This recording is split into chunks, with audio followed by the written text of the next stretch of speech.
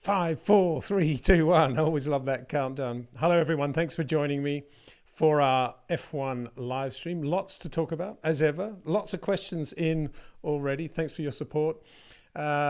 Significant, new, and relevant. They're the three big words at the moment here in Spain, where we're broadcasting from, because that is the parameter surrounding the situation with Carlos Sainz and the Australian Grand Prix. Ferrari have issued a protest is the wrong word. They want a clarification of the ruling, which effectively disqualified Carlos Sainz from the results, knocked him from P3, P4 down to nowhere with a 5-second penalty behind the safety car after that touch with Fernando Alonso. His arch rival, his mate, it's debatable between the two. Anyway, Ferrari haven't just sat back and accepted that. They've now said, we want to see if we can take this further. And those are the three: significant, relevant, and new. And there's also an operative word there. You can see the stewards saying, well, it's probably significant and it's probably relevant, but what's new? I can see them saying that. And if it's not all three, it doesn't tick all three boxes, we're not going to take it any further. But if they do tick all boxes, and it'll be interesting to see what Ferrari's approach is to this, I think, because they may take the approach that the penalty issued was out of all proportion to the so-called offence. And there's a precedent there for Lance Stroll, for example, taking Fernando Alonso out on the main straight in the US Grand Prix and getting a grid penalty at the next race. So they may use that. Or they may say that the penalty shouldn't have been given in the first place because this race effectively was null and void. It wasn't in terms of distance, in terms of time, but in terms of the two Aston Martins getting back to their original grid position, it was. So they could take that argument as well. And they may also say, in addition, or maybe they'll just focus on it, saying it was wrong to give a penalty at that moment. It should have been discussed more. There should have been more time given to think about it. Anyway, interested to get all your thoughts on that. I say your thoughts on that from all of you folk, and to see what you think about that. My view, I think you know my view, is that the penalty was unjustified.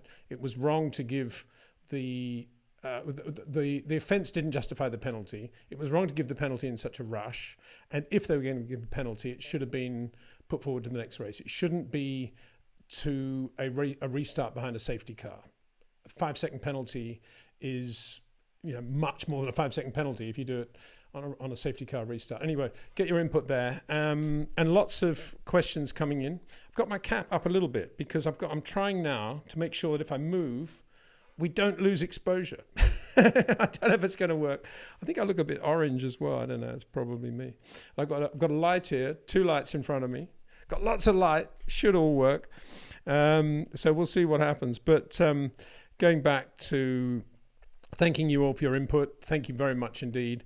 And great to hear from you all. And I was a bit touched, really, I think, by the number of views we had for the first live stream.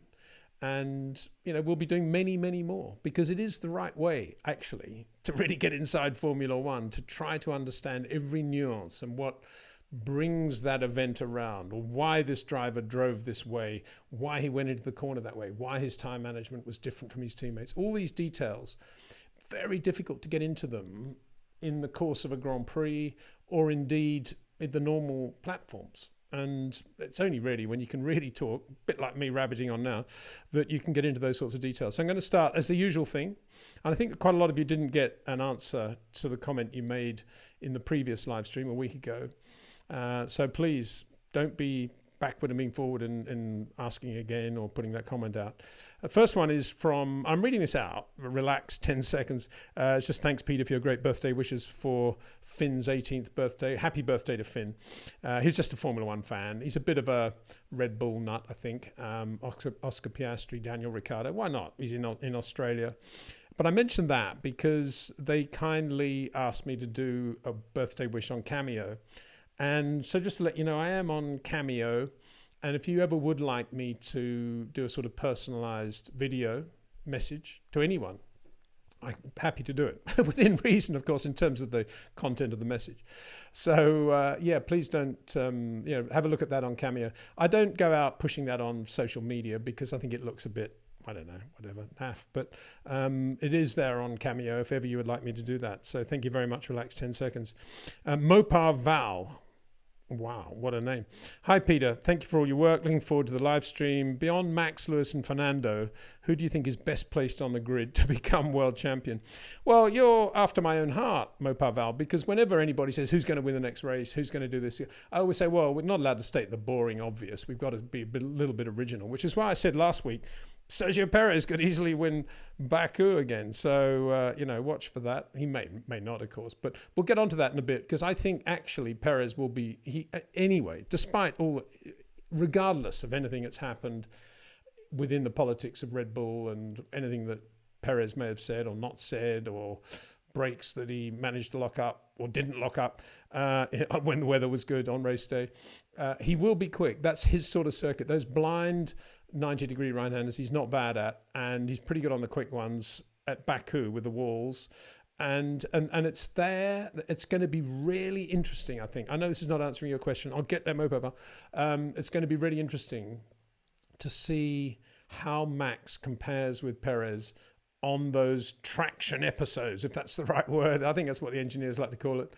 Which is what he's so good at doing. And I've never, ever not said that about Perez. He's really good in that area. I put him in the Jensen Button class in terms of his ability just to get the car perfectly loaded, the Kimi Raikkonen class, Kimi at his peak, perfectly loaded, and just to get the car really, really nicely balanced and stabilized from apex to exit. He's really good in that area. And I said after Monaco last year that I think this was an area where Max was going to need to say to himself, this is probably the only area where Perez has got me and I need to improve in this area. And I think this is the first test since then, really. And it's a big sort of warm-up for Monaco, if you like, how they will go there, how they will compare at Baku. I mean, there are lots of places where Max will still be brilliant and will still have it over Perez. High-speed braking, quick corners, change of direction, and managing the car with all the variables, which inevitably come into play, especially on street circuits. But in terms of one pure quick lap on a good set of Pirelli softs, how Perez compares with Max through the medium to slow speed left rights, I think will be really interesting.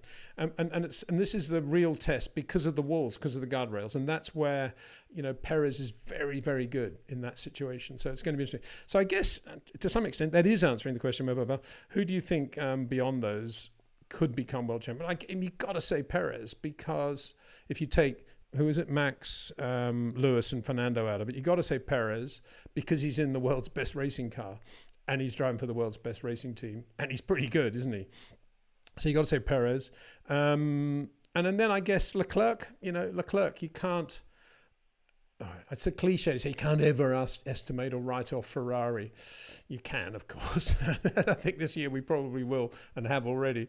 But Charles Leclerc is really, really good. And a bit like George Russell in Brazil last year, he's quite capable of winning a Grand Prix if a few of the things fall his way. And Ferrari do make some improvements, which I think they might. As I said last week, I think they're in a stronger position actually to improve the car than potentially Mercedes, if Mercedes go the route of completely revising their car, because they'll kind of use up all their budget cap and all the other limitations. But Ferrari have a pretty clean sheet of paper in terms of where they go next with that car, and they've got quite a lot of scope in either direction, and none of them are going to be really radical. It's going to be developments, and of course they'll have upgrades for Baku, as will most of the teams. I hear Red Bull will have a sort of 3-stage upgrade over the next 3 races, but most of them are going to bring quite a lot of stuff to Baku because it's been a 2-week break, so that's always a nice thing for the teams. And racing in Europe as well, of course, kind of Europe, the far extremities of Europe. So yeah, I would say Leclerc and Perez. George Russell, you say? I think, George absolutely, if Mercedes had a race-winning car right now and were really in the running for the World Championship, it would be incredibly close between George and Lewis, as I've said before, and some nasty things probably would happen. But right now, where Mercedes are, and given the number of other drivers and teams they've got to beat, I would say Leclerc is more likely to win a championship if you take Max, Lewis and Fernando out of it than George. Famous last words. Rick Garner. Hello, Peter. Thank you for sharing astute observations and understanding on the topic of F1 racing. Your podcasts are much appreciated. Well, thank you very much. It's not actually a podcast, is it? Or is it? It's a live stream on YouTube. Big difference, because I'm not just sitting there behind a mic, not doing anything with the camera. I'm sort of on camera, so there's a bit of video going, which is a pain in the neck, to be honest, because in the build-up to this, the warm-up, the Sunday morning warm-up, the camera went down twice, just as it did in the live stream last week, for no apparent reason, which is very nerve-wracking. And I just hope that doesn't happen again. Obviously, fingers mega crossed. But thank you very much indeed, Rick. That's very nice of you to say so. And as for podcasts, I've never really done podcasts because I don't know why really. I quite like the challenge of video, I think. But I think we're getting to the point now where we are going to be introducing a system whereby you can download the audio from everything I put out on video and listen to it effectively as a podcast. So watch this space, I think that's what you need to say, for news on that. And that's that'll be good, I think. Hope so. Hope it'll help in terms of, when you're in the tube or the bus or in the car or whatever, you just want to listen to me rambling on. If indeed that's what you want to do. I'm sure many people are going to say, no more. LA Simplicate. Nice name. Hi, Peter. Thanks for taking the time to share your analysis with us. Well, it's great fun. And thank you for watching, listening and being there, because without you, I wouldn't be doing this, would I? And it's only because I like you, I like talking about details of Formula One that, it's why we're doing this. So it's a two-way street. And then next question, from the same person, LA Simplicite, if it was Italian maybe. Do you think Lewis could challenge for a title win if Mercedes build a competitive car next year, or will he have to fight 19 drivers and Merck will never favour him fully? Next year.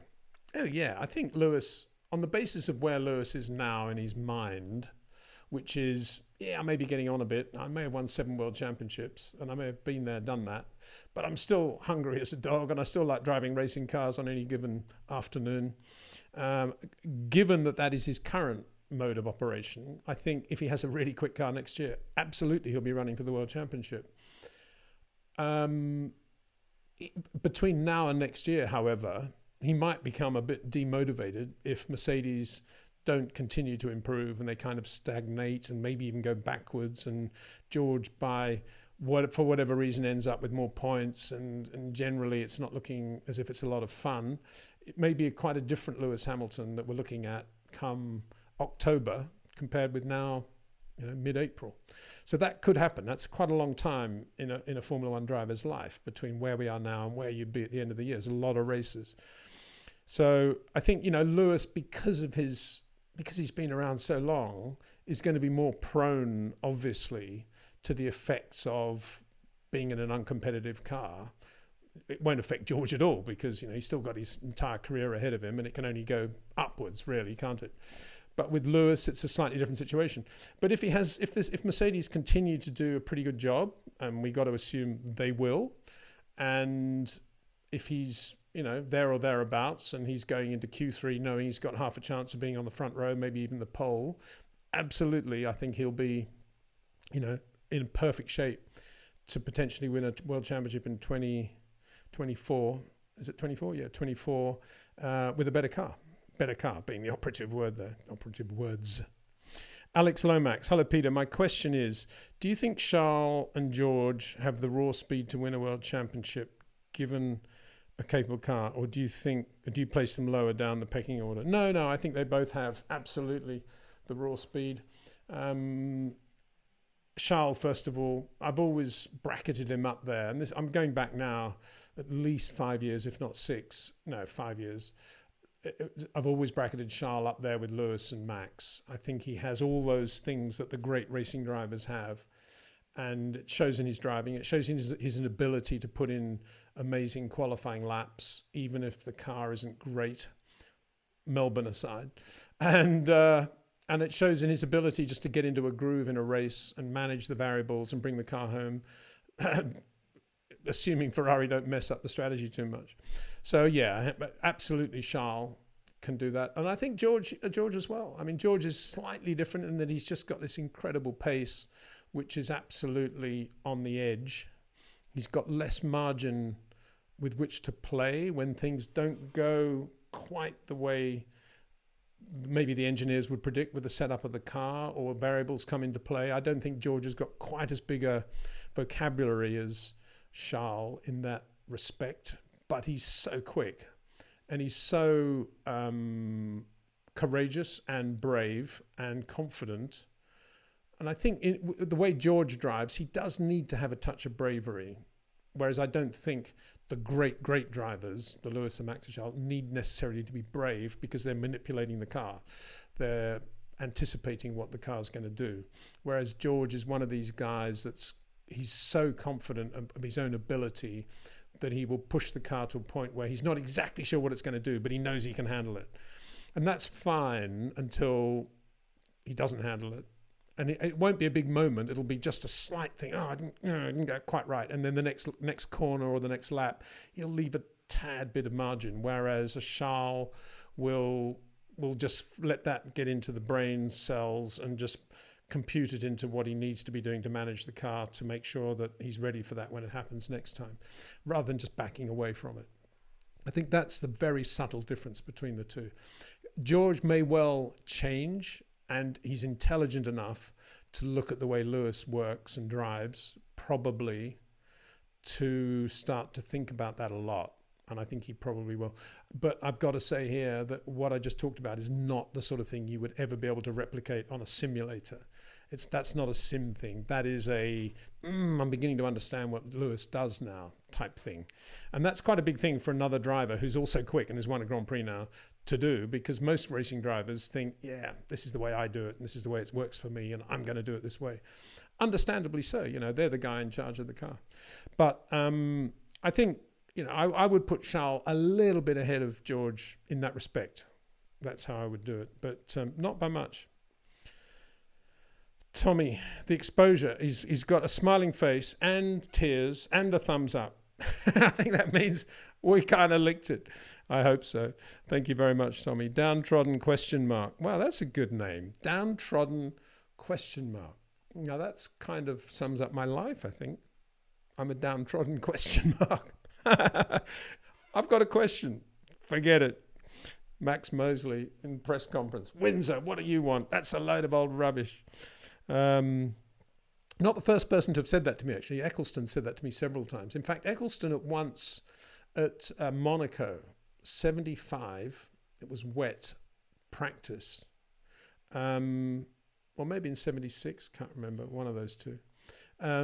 I said something to Bernie that upset him. It was something about Carlos Reutemann not being given a new set of tyres when he should have, or something like that. Why didn't you give Carlos a new set of tyres? In my normal aggressive journalistic way. And Bernie grabbed me by the shoulder and took me away from the little Brabham pit in the Monaco bit there, and up to a wall. And then he wrote this horrendous 4-letter word, finger writing it, not actually really doing it, just air writing it, against the wall. And he said, that's what you are. That's what you are for asking that question. Get out of here. Downtrodden ? I'm laughing now. I didn't laugh then, I don't think. I thought, now I know the true Ecclestone.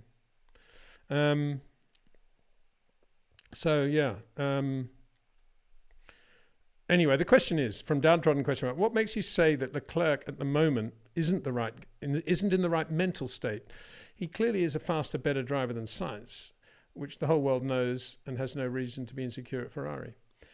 Well, I've never said that he's... what I've said is, just to be clear, when people have asked me about the top three drivers, or comparing Max and Lewis, and I usually bring Charles in, And some people say, well, what's the difference between those guys? When I get to Charles, I always say the thing about Charles is that he's had a very different career path to Lewis and Max, because he's not waking up.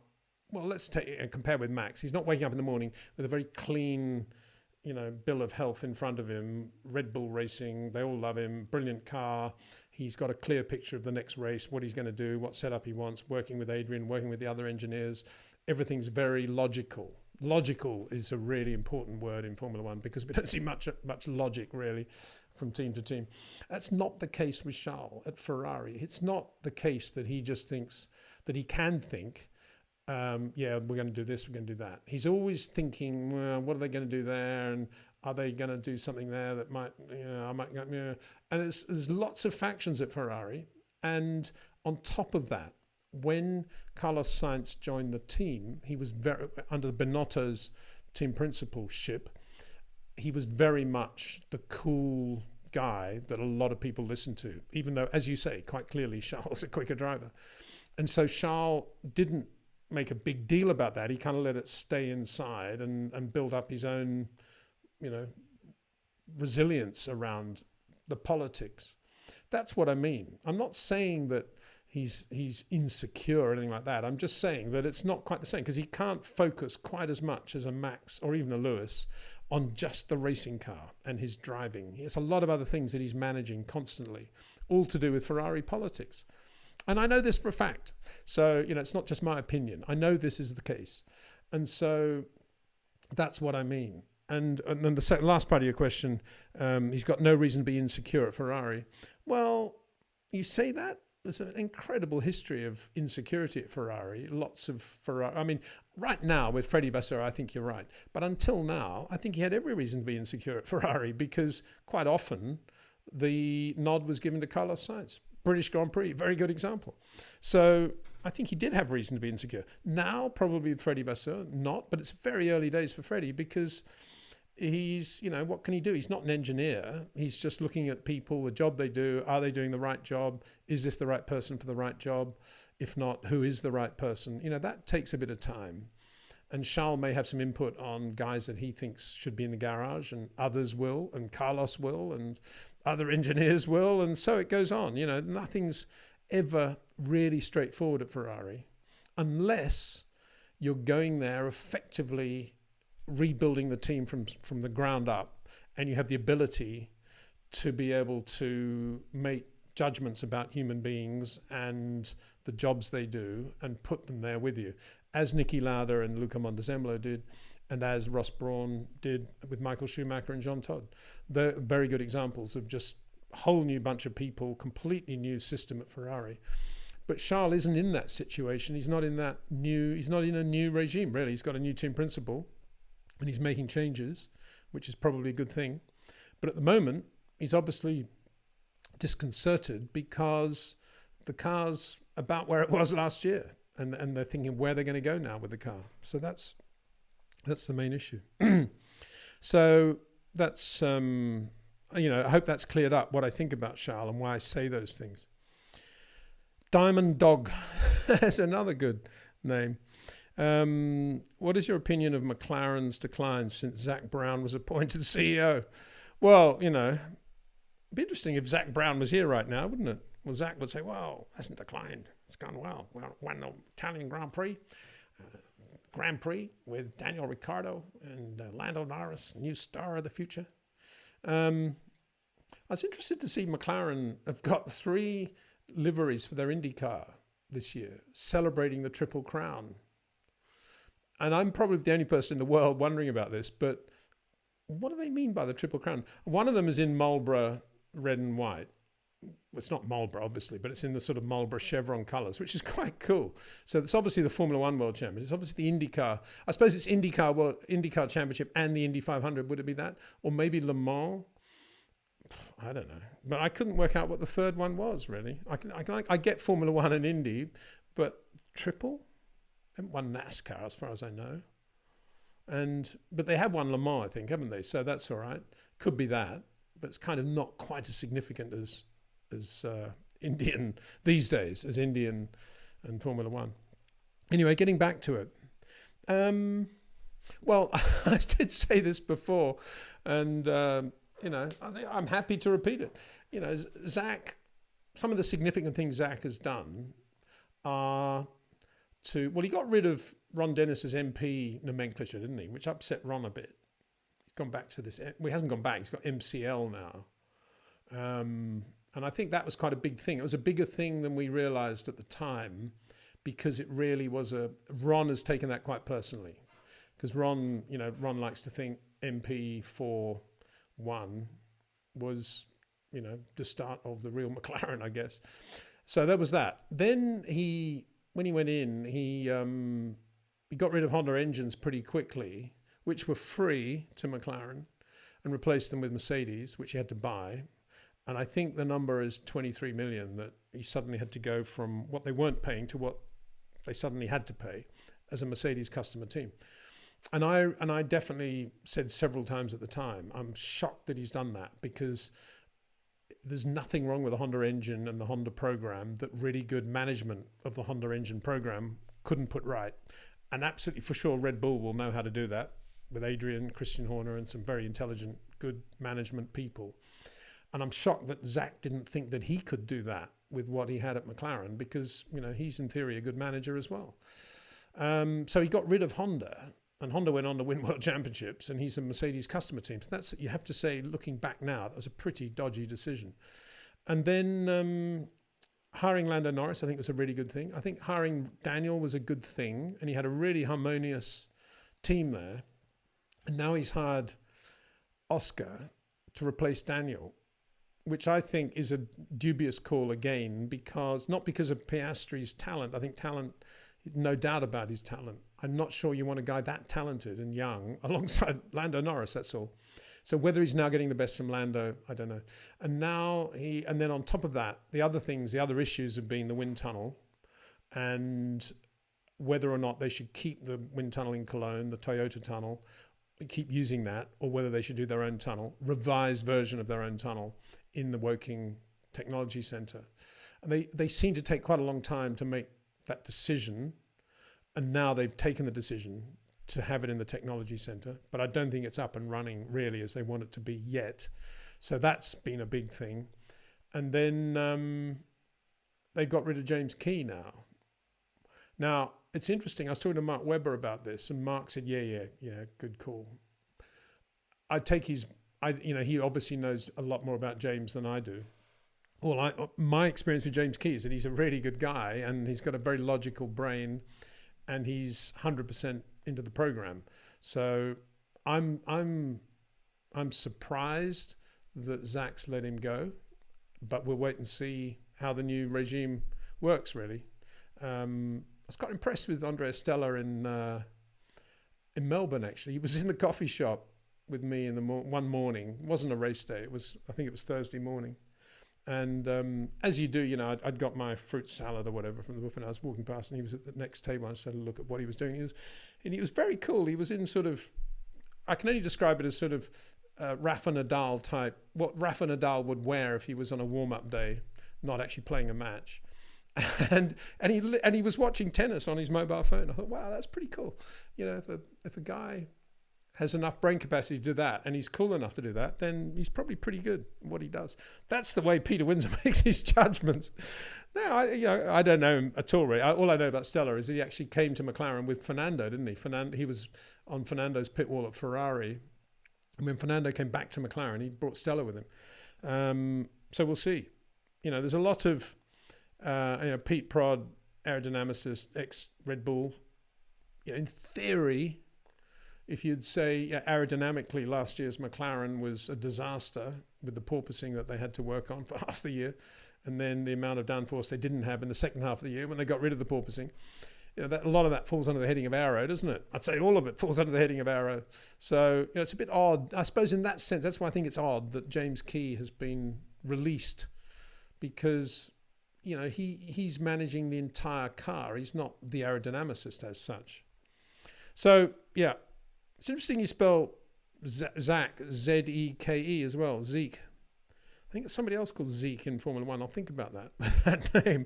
But yeah, got to say at the moment, Zach, I would suspect Zach is still very much liked by the shareholders and the board because he's pretty good. He's very good still at raising money for the team. And there's quite a lot of companies involved with McLaren.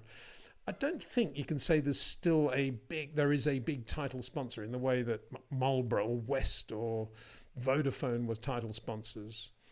But there's quite a lot of money there, I think, around the team. But, a lot of Bahraini shareholding money, isn't there? And not a great race for them in Bahrain in front of all the crowd. Well, in front of the home crowd. So I'm just flicking through the chat now, actually. It's just jumped to a whole bunch of new questions. So I'm going to have to go all the way back up to the top.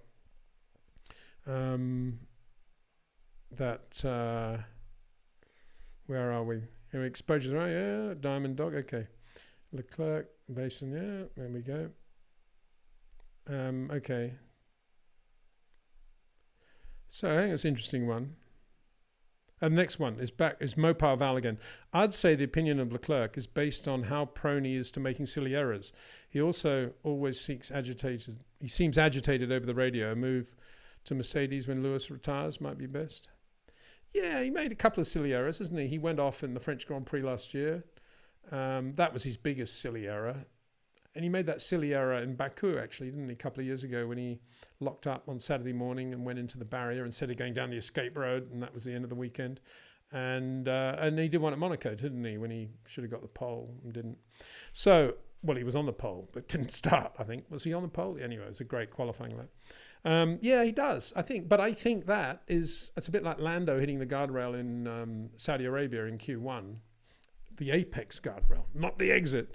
It's a little bit, those things to me, it's an absolute example of concentration and a driver who isn't particularly balanced and placid in terms of everything that he's got to do that day. There's lots of other stuff going on, white noise, whatever you want to call it. And in Lando's case, it's Oscar Piastri. And in Charles' case, it's, those guys have messed it up again.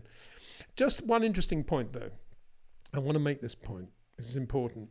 Remember in Saudi Arabian qualifying when we got a radio transmission from Charles to Ferrari. Ferrari saying something like, no, it wasn't in qualifying, it was in the race, of course, and it was before the safety car. Well, it was during the safety car, first safety car, I think. And they said to Charles, hurry up because you might be able to pass Lewis, safety car line. And Charles said, a bit late to tell me that now. Why didn't you tell me that beforehand? And I was talking to Ferrari in Melbourne about that. And I said, was that really? I said, I was absolutely astonished that had he gone quicker, he could have actually done that. They said, no, it was a load of old rubbish. And it actually, that sort of thing, that chat goes out all the time with a lot of the teams, a lot of the drivers, and it never works. And Charles wasn't annoyed about it at all. They were just doing a little bit of a sort of, having a bit of a joke about it. And so it wasn't a real thing at all. And there is absolutely no way he could have passed Lewis on that. I just thought I'd put the record straight on that one. That wasn't an example of, putting him on the wrong tyres in a pit stop. That was just what goes on all the time in Formula One. So we always have to be a little bit careful, I think, in the radio transmissions that you hear on the live telecasts, broadcasts, because I'm looking around at the absence of a glass of water. I don't know whether to get up and risk bumping the table and something going off or what, but anyway, we'll see. I can struggle on for a bit more. I should have got that sorted, shouldn't I? As does go on, because you get those things out of context and you think, wow, that's, Leclerc's blown up again. No, it wasn't that. It was a bit of a, wind up really, both sides. So there you go. That was that one. So silly mistakes. Yeah, he does make more silly mistakes than Max has made. That's for sure. Diamond Dog says, McLaren caring more about sponsors and merchandise, living off a legacy that nobody at McLaren helped to build. Well, at least they're accepting the legacy, and at least they're aware of who Bruce McLaren was and who Tyler Alexander was, and that orange existed as a colour, and Alistair Caldwell was a pretty good chief mechanic stroke TM when he had to be, and Teddy Mayer played a big role. I think Zach is into all that, and I can't criticize Zach for that. But I take your point. It's odd that they're making these odd racing decisions. And I suppose the other thing you got to say about Zach, he's got this thing about signing young drivers and doing all these other categories of racing and doing all this stuff. And I suppose I can think about that in two ways. One, if I was doing Zach's job, would I do the same thing, given McLaren's heritage and how much I love racing anyway? Probably, I don't think I'll be doing sports cars and stuff, but I would be doing, I'd probably be doing Indy, yeah. I think I would. And I think, to be doing anything in America is not a bad thing, is it? Because potentially it's a huge growth area for Formula One, and if you're there with an IndyCar team, starting to get a turnover with sponsors and stuff. It's quite a logical thing to do, and you can farm out the management anyway as they are. So I suppose that's what I would do. On the other side of the coin, you've got Frank Williams, Patrick Head's philosophy of don't be distracted. Formula One's hard enough as it is without lifting your head and looking at anything else out there. Now, easy for me to say that because Williams indeed did get distracted at various times. They did the four-wheel drive Metro rally car. They actually did the Indy version of FW07, Longhorn Racing, I think it was, for Al Unser. I don't think it raced, but Patrick designed it. And then later on, of course, they did BMW stuff. They did Le Mans and everything. But Frank was always very conscious of not really taking the focus away from Formula One. And I think there's a lot to be said about that. You could say that Zach's priority would have been get hold of McLaren, rebuild McLaren, win a world championship, and then maybe diversify into Indy and a few other things, but focus on Formula One big time. You could argue that would be a very good logical philosophy.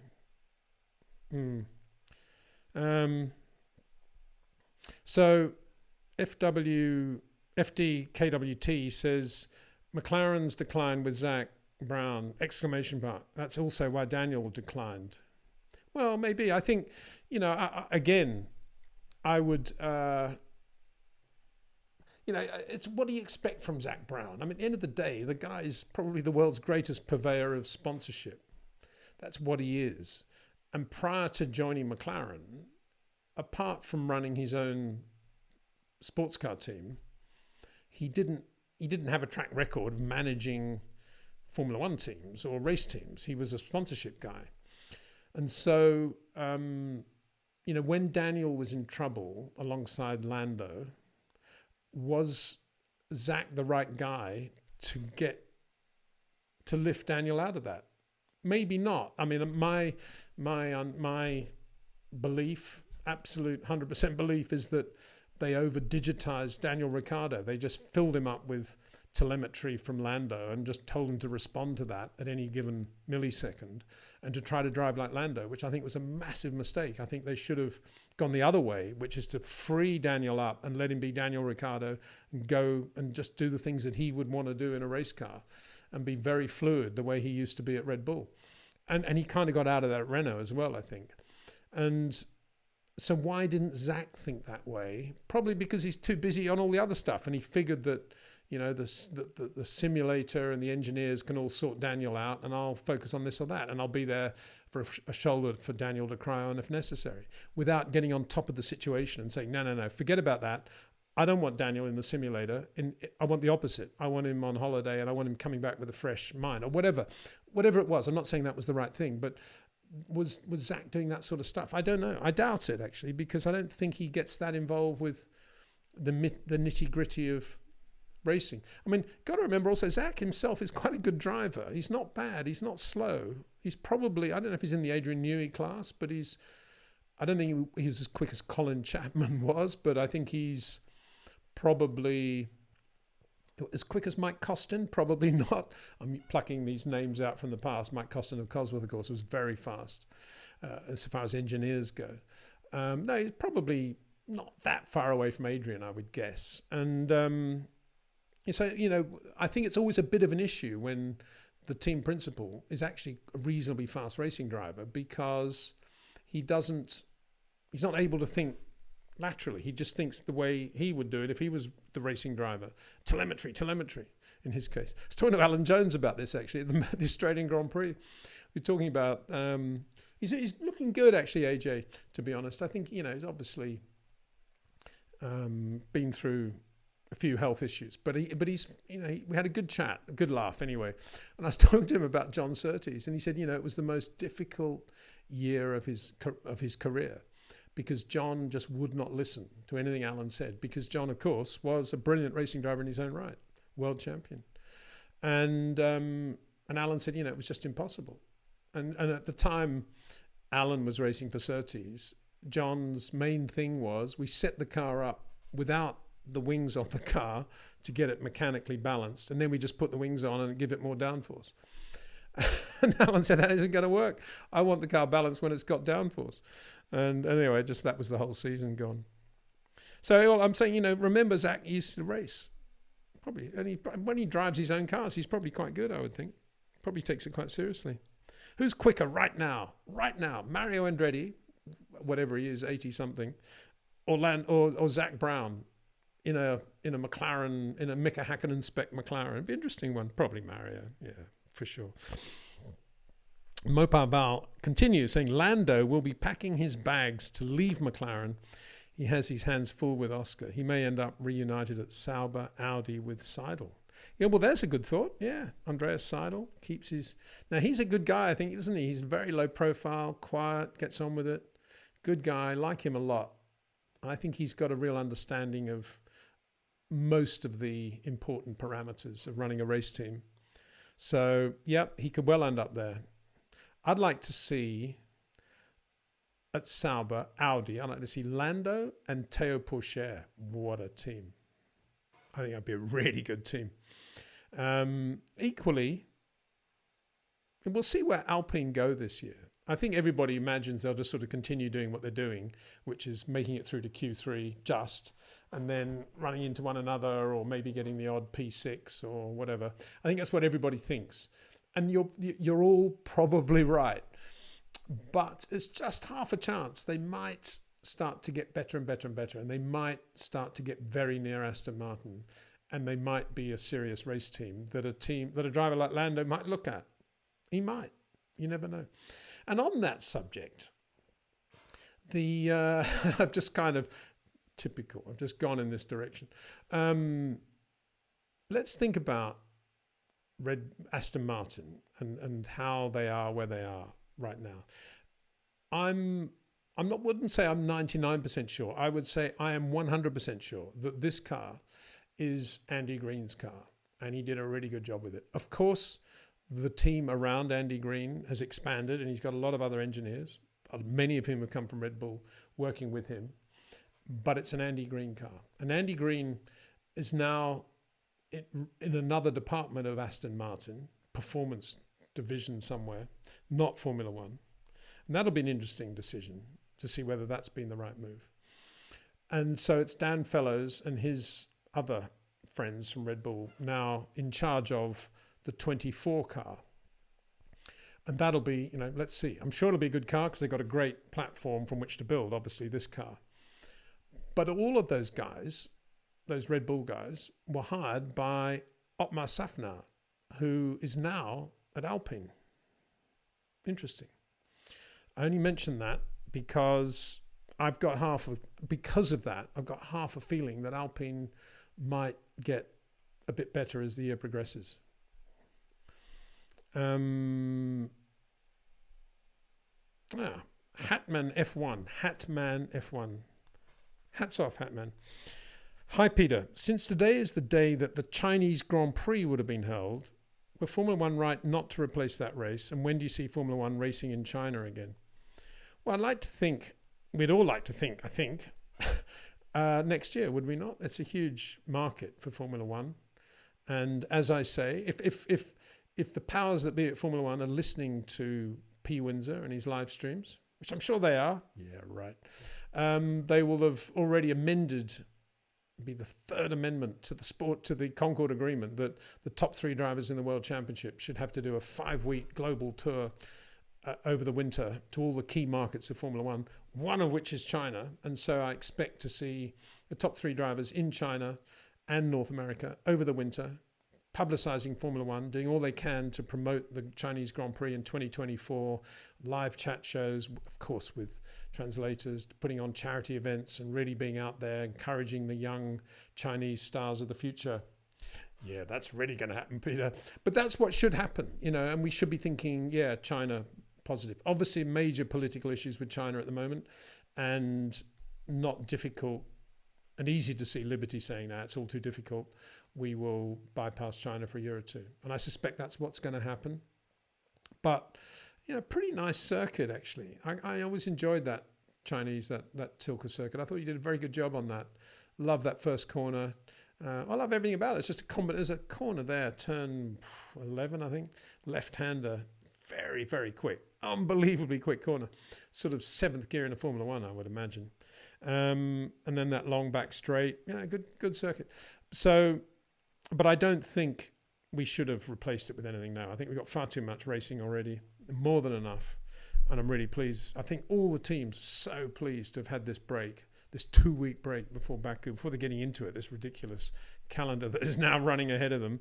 They're all just sitting back and thinking, let's just take a breather and get ready for that. So, yeah, no, I think had they put another Grand Prix on, it would have been more money for everybody, but it would have been more aggravation as well, for sure. Will de Graaf says, I support Peter's opinion that Carlos Sainz's penalty should be overturned as the incident during which it was caused was effectively nullified. Yep, well, thank you very much, Will. I feel that most strongly, and I feel more strongly about that because I hate is a wrong word, but I don't ever feel comfortable seeing a racing driver penalised for something that is not really appropriate or beyond his control. I think that obviously hitting Fernando was in Sainz's control, just as it was in Fernando's control. It was in both their control. But the penalty was out of their control because it was issued before anybody had any time to discuss it. That's the point I'm making. And to give a 5-second penalty at a restart behind a safety car was effectively saying, because you touched Fernando, you're now P15. And I think that's completely wrong. I hate seeing energy and hard work being thrown down the toilet. I've used the hate word now. Like that. Same with Lewis. And to me, it's a very similar feeling to Lewis in Abu Dhabi 21. And there have been other examples over the years, for sure, but this is not a good one. This, as it stands at the moment, I'd like to think they're going to say, to me, the correct outcome of this now, or the best outcome, would be the stewards saying, on reflection, and given that the race was restarted behind a safety car, we consider the 5-second penalty to be disproportionate to the offence, and we are instead giving him a 5-place, 10-place grid penalty in Baku, and he's reinstated in P4. That's what should be happening, I think. But there's a history of the stewards actually reversing any decision they've made because of new or relevant evidence is horrendous. There's no history of that at all, I don't think. So I don't think they will, sadly. But thank you, Will de Graaf, for saying that. Kunal Rao says, hi, Peter. I've been hearing more and more noise about Red Bull's speeds from Mercedes. Is this tactic to get the rules changed so that Red Bull can be reined in? Well, whenever a team is doing a great job, like Red Bull, on the ground and with the car and with the drivers, all the other teams do all they can to try to change the situation. Now, whether there's something illegal on their car that needs to be looked at, something that's slightly dubious on the car that needs to be looked at, whether it's the regulations obviously aren't working, they found a loophole here that is unfair, whether it's, do you want Formula One just to be a walkover for Red Bull? If not, let's have a look at how we can make things a bit more equitable. And the teams will always do all they can. They will make noise, they will talk to the press, they will do all sorts of stuff to do that. So I don't think it's worth listening to any of it, and just carry on and do what you do. I mean, Red Bull have built a car to this year's regulations. Quite patently, it is legal. Max Verstappen is getting the maximum from that car. Sergio Perez gets the maximum sometimes and does a very good backup job to Max. And Full marks to them. Everybody else has got it wrong and haven't produced a particularly good racing car. It's as simple as that. And so, there's no way in the world. It says here, ads will run shortly for some viewers. Oh, sorry about that. Well, good in a way, I suppose, from my point of view. But welcome back when you for some viewers. That's odd, isn't it? I wonder who's not getting the ads. I'll get my man to have a look at that. So yeah, that's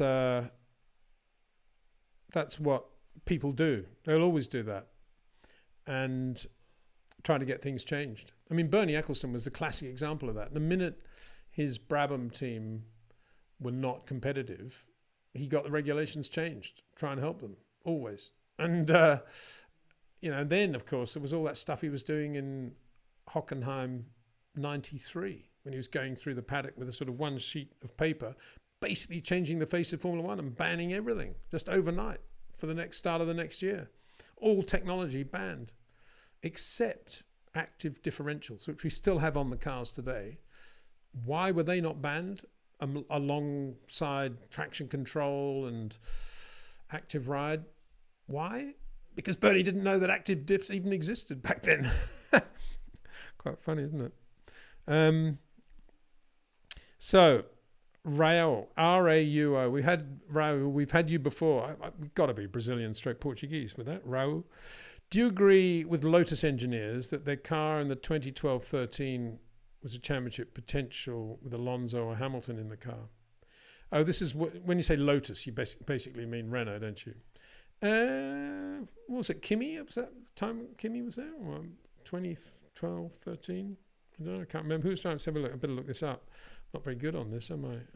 2012 F1 season. Who drove the Renault Lotus thing then?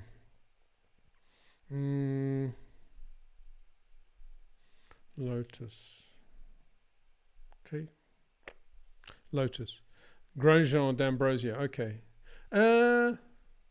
Oh, yeah. I think Grosjean d'Ambrosio was a bit ropey, wasn't it? I mean, I think Romain was pretty good, pretty fast, but he needed an Alonso or somebody good in the car. But I think you can say that about quite a lot of teams. Last live stream, I was asked about Toyota and why they didn't win a Grand Prix, and I said, well, yeah, drivers. And I think you can probably say that about a lot of teams. But for sure, yeah, if you'd had Lewis in one of those or Fernando, yeah, I think they would have won Grand Prix. Not the only team, as I keep saying, about which you can say that, but certainly I think it was a pretty good car, and that would have made a difference. Definitely. Drivers make an enormous difference, and we tend, I think, in Formula One, in the build up to a race, or even during a race, when all the press releases come out from the team about the performance that day and the quote from the driver, and a lot of the websites put all those quotes out verbatim and everybody explaining why they weren't quick.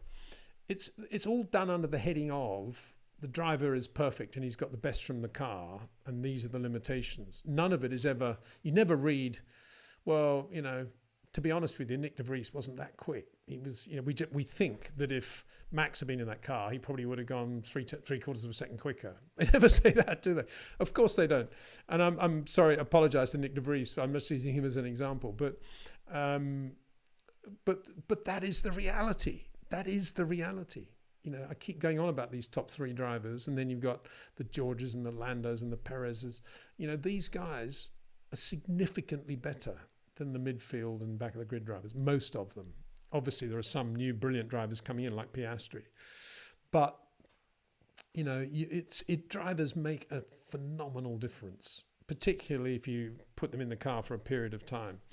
And I've always had this thing, and it goes back to the 2000 January, the first edition of F1 Racing magazine, when Matt Bishop invited all of us to write a fiction piece. And so, even more fiction than the normal stuff that we'd write, probably.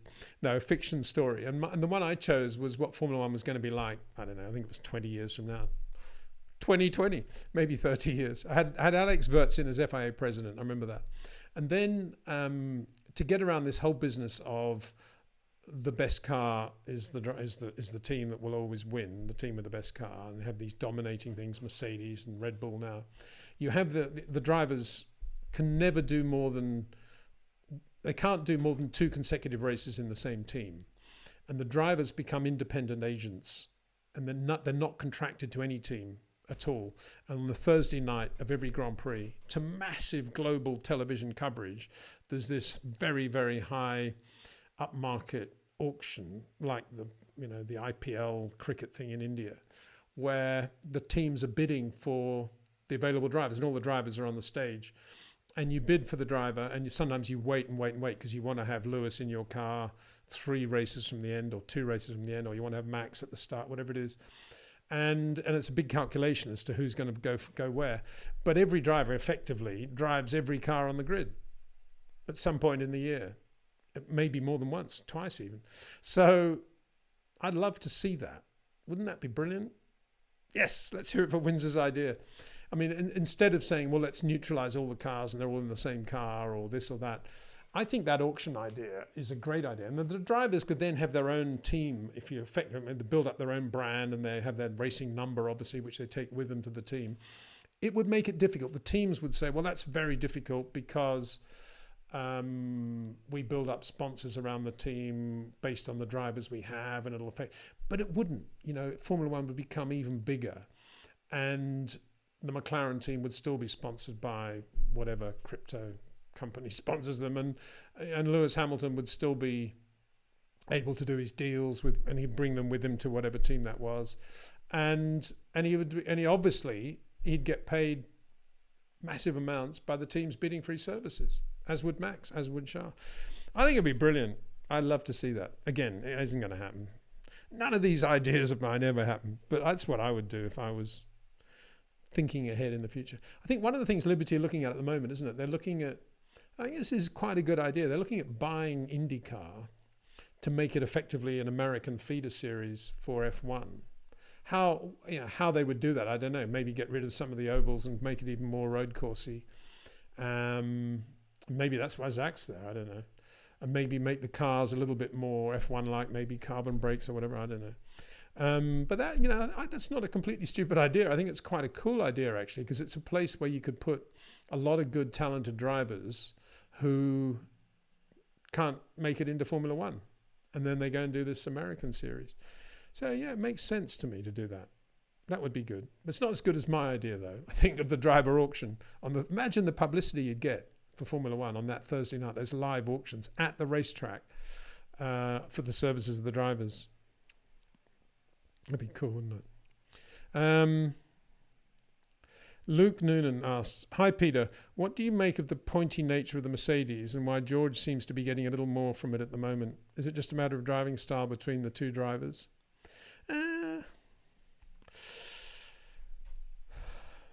I don't think they obviously don't have as much downforce for the same top speed as Red Bull. They're massively out. I mean, if Red Bull run the same downforce for the same cornering speed as Mercedes, let's try and put it that way, Red Bull have a massive top speed advantage.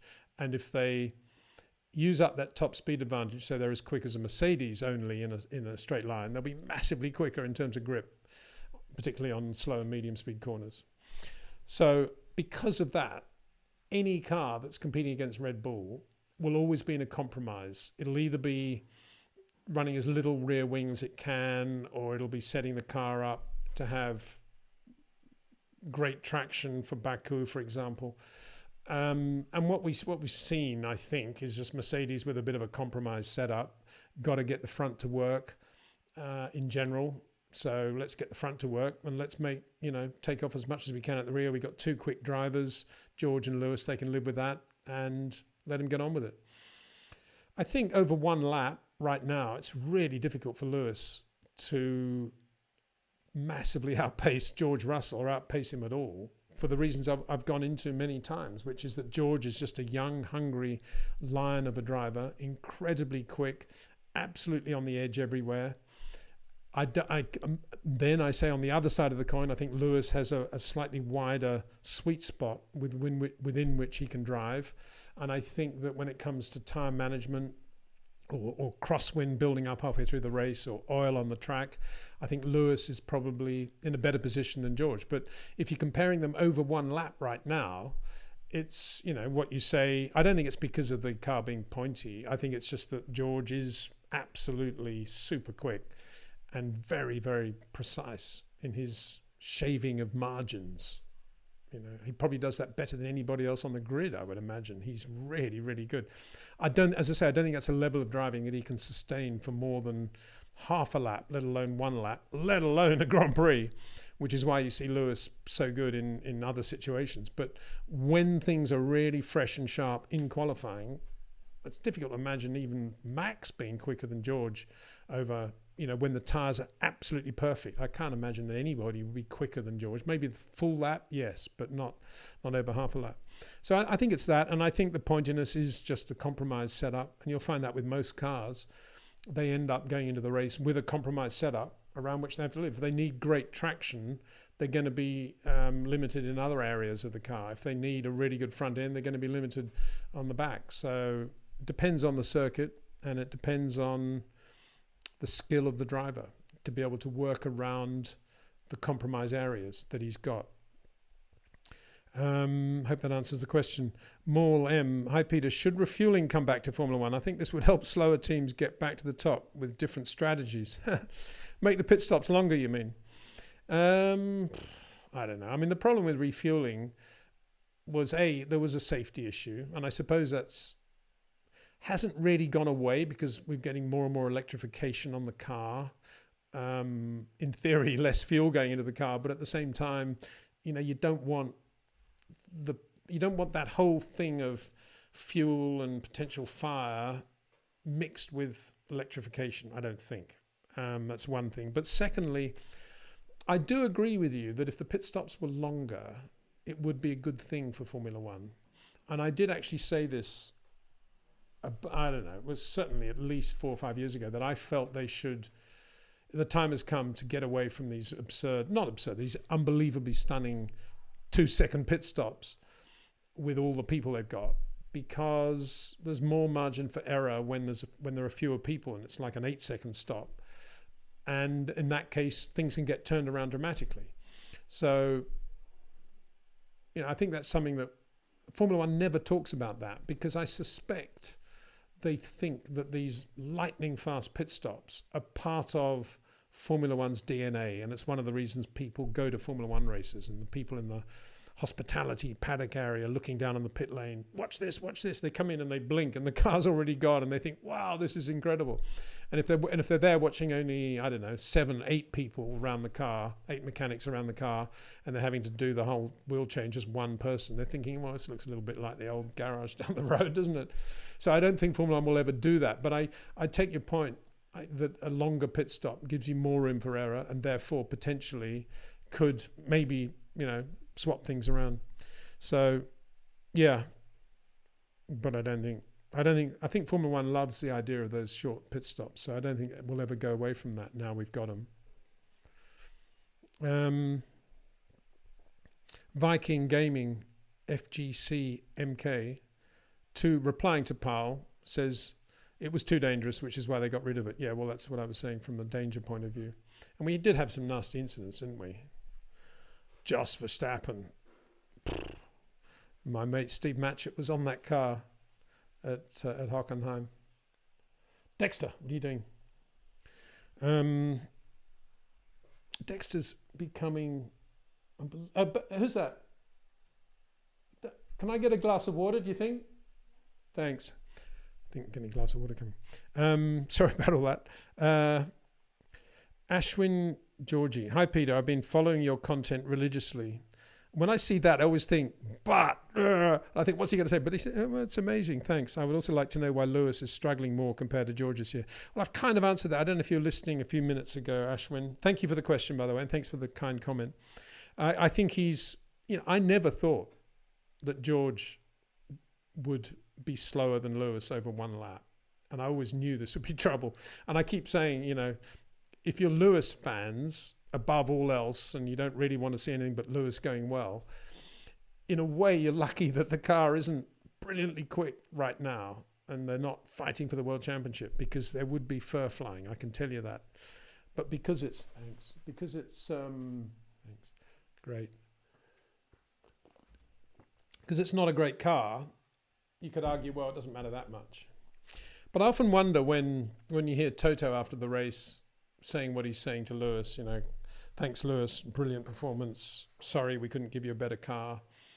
What he's actually also thinking about George. If he's thinking, and George kicked you today, didn't he, or not?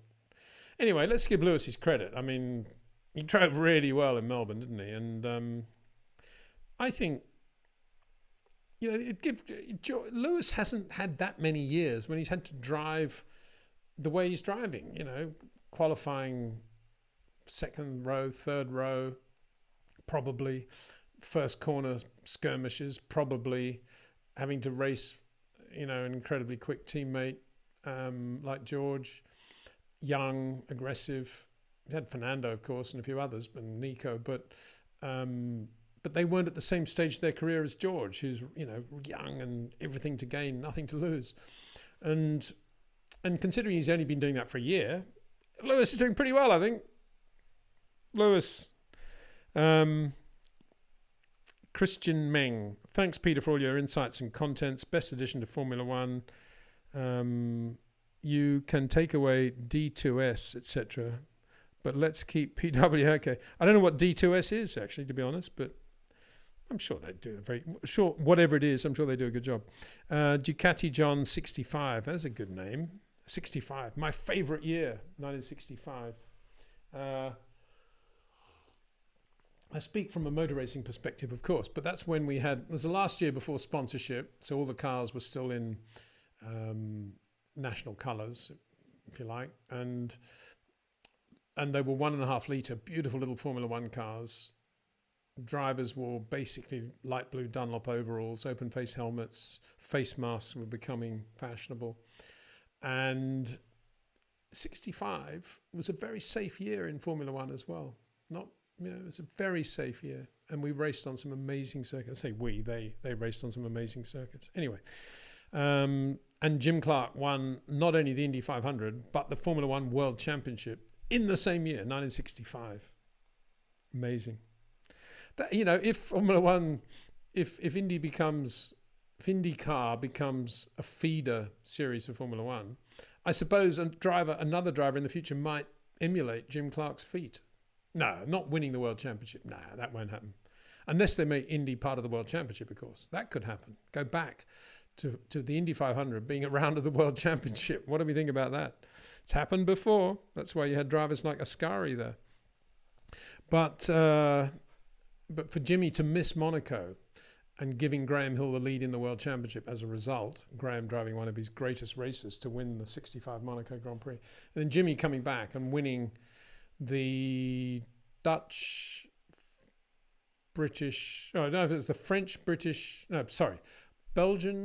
French, British, Dutch, German Grand Prix in that order to clinch the World Championship at the Nürburgring, the world's most difficult circuit. Pretty cool, though. Not many drivers can do that. And because it was then, doesn't mean to say it wasn't as significant as what Max is doing now, or what Lewis did 4 years ago. Anyway, get back to the question. Ducati John 65. Hi, Peter. What are the chances of a new contract for Lewis worth 40 to 50 million if George is the faster driver? Oh, I don't think George being quicker over one lap, does that make him devalue Lewis Hamilton? I don't think it does. And I think if it does, Lewis will say, okay, ciao, I'm out of here. No, I mean, you wouldn't be hiring Lewis for his one lap speed. You'd be hiring Lewis for his ability to bring Lewis Hamilton to a race team, to manage the car over a 3-day Grand Prix weekend, and to manage it over the 90 minutes of the race as well. And it's not just one lap. And so, and it's debatable forever whether George is quicker over one lap. Some people might say he is. I think probably the evidence at the moment is that he is slightly quicker over one lap. But let's wait and see what happens as this season develops. Lewis is still unbelievably quick and still incredibly good at getting the best from any given racing car, no matter how bad it is, and making that car look pretty good as well. So, as would Max in that situation, do the same thing. 8th Street, Bombay is the name of this one. Great. In all fairness, I've never been to Bombay.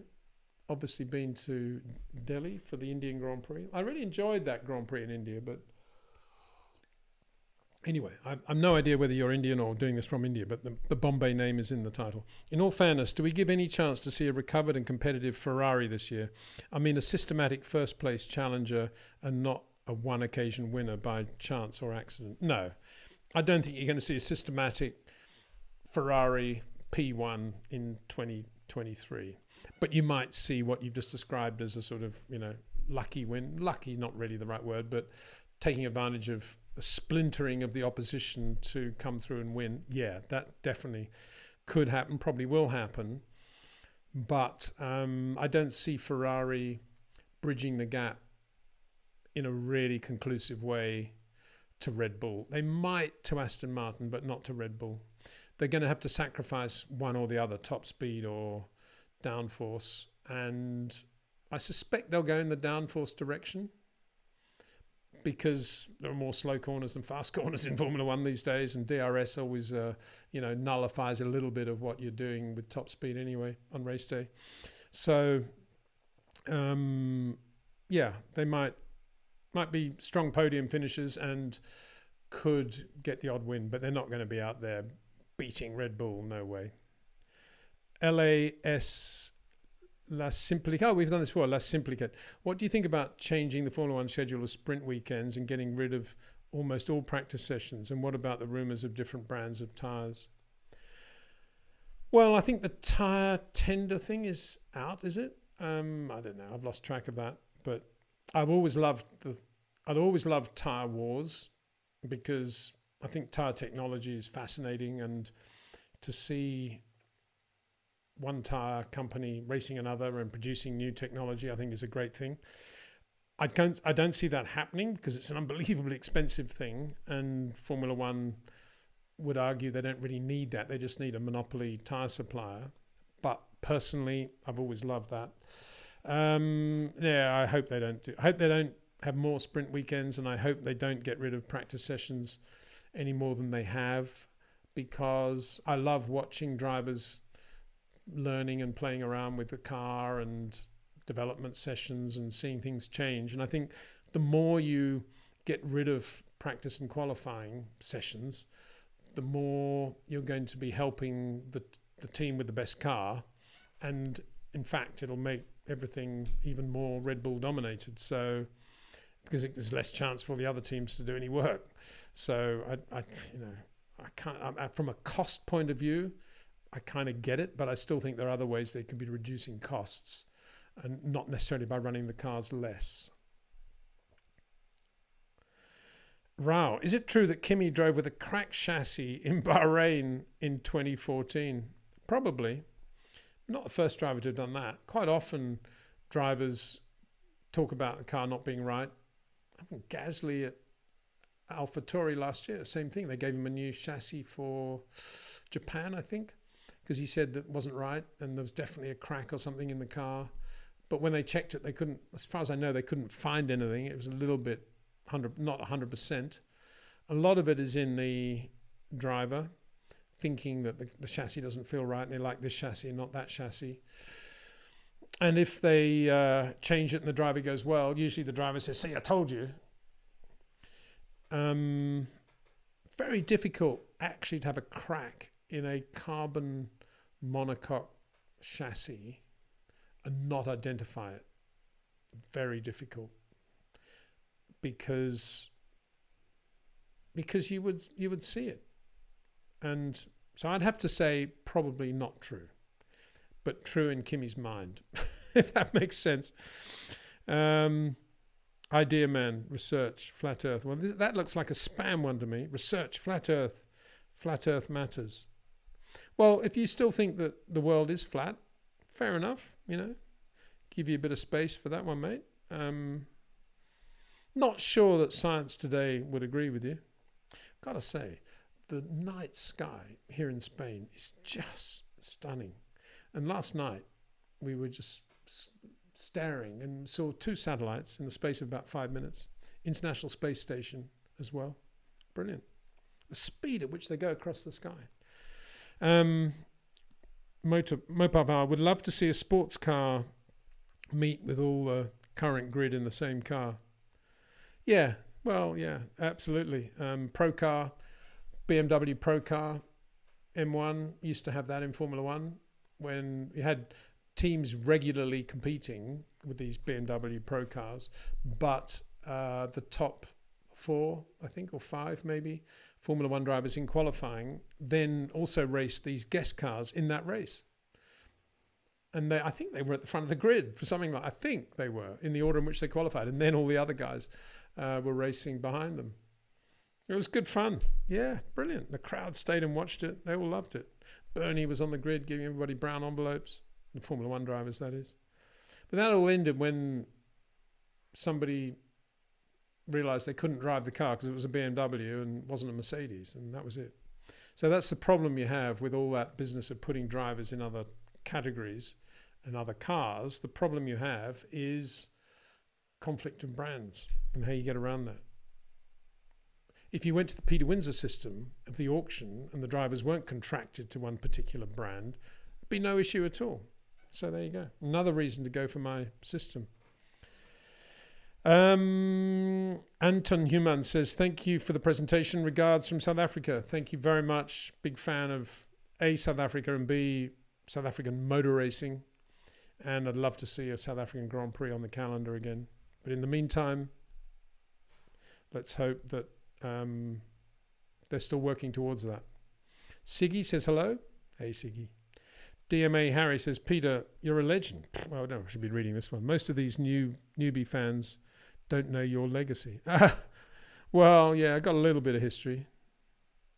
Got a bit of history in a number of areas. I've got Nigel Mansell history, Frank Williams history, Bernie Ecclestone history, and F1 team management history, TV history, on the grid history. Got quite a lot of histories, I suppose. Spike's dad says, hi, Peter. Hi, Spike's dad. Daniel Gould, hi from Melbourne, Australia. Good to see you again. Hi, Daniel. Shanky, have you been to the F1 exhibition? Well, yeah, I have, in that I sort of been working on it for 2 years and partly created it, I guess is the right way to describe it. I'm the lead archivist for the F1 exhibition, and hopefully everyone who goes will enjoy it. And it's still in Madrid. It's going very well in Madrid. Massive crowds going there. And then it moves on to another venue. I'm not sure we're allowed to say where it is yet, but I know where it is. It's a pretty good venue. Back end of, it's in Madrid till July, and then it reopens in the new venue, another European city, in back end of August. So yeah, enjoy if you go. And let me know on these live streams what you think of it. Be really interested to get your feedback. It basically covers every aspect of Formula One. Obviously, some areas are given more depth than others, but we're basically covering it from the 1900s, even the late 1890s, through to today, in terms of technology, great drivers, cars, what makes it work, what is Formula One all about. And we got some really good stuff, I think. And I did, I think, 82 interviews with various great Formula One people over the 2 years. Made a lot of films, and they're all there in the exhibition. So enjoy. Viking Gaming again. Hello from New Zealand. G'day, mate. How you doing? That's not a very good New Zealand accent. It's so puts instead of pits, don't they? Got that from Rob Wilson. But hi, Viking Gaming, FGC MK. Hi in New Zealand, another great country. GP facts and numbers. Oof, I'm always a bit worried about these guys because they know what they're talking about. When Hamilton joined Mercedes, much was said about him inheriting a good car developed by Schumacher. I suspect the same is true with Aston Martin and Vettel, but no one said anything to that effect. No, I'm not sure I get that one. I don't think that was a Michael car that Lewis inherited. I think it was a Michael Nico Mercedes car. And I think that things changed pretty rapidly after that when they became really competitive and the car was pretty different. Be nice to think that, but I'm not sure that I see that line of continuity. And as for Vettel, what nobody is saying is, imagine what Sebastian Vettel's feeling right now. He's thinking everything Fernando Alonso's doing, I could be doing, and probably better. That's probably what he's thinking. Not saying, because he's not that sort of guy, but I don't think he's that sort of guy, but that's probably what he's thinking. In terms of the car, I don't think, I think you've got to say a lot of the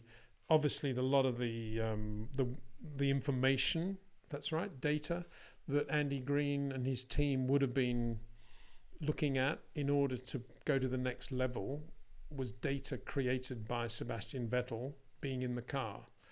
And so, I think, if Sebastian had said we need more of this, less of that, we can go in this direction, all that would have been filtered in to the car they have today.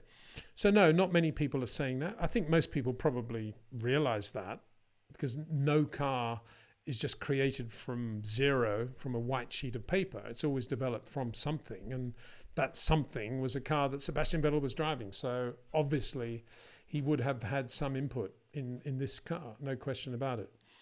But mainly I think it's an Andy Green car, and that's that's all power to Andy Green, who I think is, I'm really pleased that he's had this success, because he's been an integral part of that team for a long, long time and deserves it. Anthony Virtue. Hi, Peter. Your favourite ever Formula One season, and why? Well, as I said, 65. I wasn't around, obviously, but I say obviously, but I wasn't around. But I think it was a safe year. I loved the cars. I loved Jim Clark winning everything. But he got a lot of opposition from John Surtees in the Ferrari, from Dan Gurney, from Graham Hill and Jackie Stewart.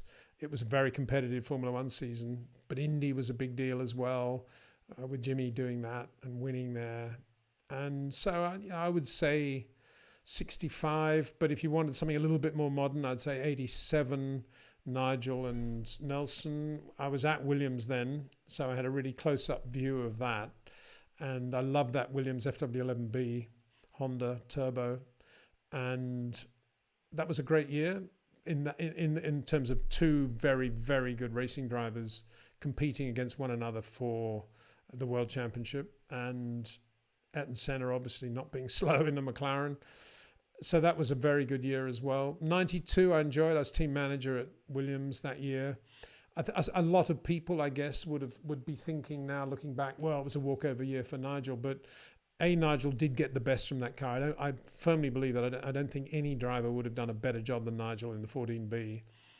And anyway, he had it coming, because he spent 5-6 years of his Formula One career, the first 5 or 6 years, in an uncompetitive car, which was, for a driver of that quality, it was unheard of in the history of Formula One. So finally he did get this great racing car, and he made perfect use of it. So that was wonderful to see, and the way he drove and the things that happened that year and the way we were as a team and how we gelled as a team. I loved that. That's about it, really. I think, after that, let me think about it. I suppose I enjoyed the Fernando years, actually, when he was winning at Renault, Mild 7 Renault, Michelin. And I also enjoyed 78 with Michelin in Formula One for the first time. I think, I've got a very soft spot for Michelin, and when they've done something significant, like their first year in Formula One in 78, I really enjoyed that, because they were incredibly open with the technology. And I loved that. The growth in 78, you had obviously the ground effect Lotus 79 in the hands of Mario Andretti and Ronnie Peterson, just wonderful to see, and a great driver in Mario Andretti. And at the same time, you had the Ferrari situation with the T3, Carlos and Gilles, which is a great team, on Michelins from time to time, unbelievably quick, because the Michelins were so good. They often went off after about 20 laps, but that was a great year as well, if I think about it. 78. Carlos's pole lap at Monaco. Not bad at all. They were the days. No, I'm not going to look back. No, I was talking to Nigel Roebuck the other day, and he was saying, you know, we were just so lucky to have been around when we were. I think we were, but I think there's still a lot of great stuff going on. And, you know, we've had some wonderful...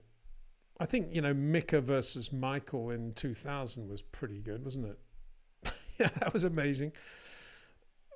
I don't know. I can't really pinpoint. I'm not doing a very good job in answering the question, really. I'm not very good at choosing one driver or one season or one car as the best of anything, because there have been so many changes in the way Formula One has evolved over the years that it's almost impossible to compare, really. You know, I think if I look back now, I would love to have been around in the 30s watching Bernd Rosemeyer in an Auto Union and Rudi Cracchiola in a Mercedes. I'd love to have seen Ascari in a 52 Ferrari. I'd love to have seen Moss and Fangio in Mercs in 55. I'd love to have seen Fangio in a 57 Maserati 250F. Does that make it those great seasons?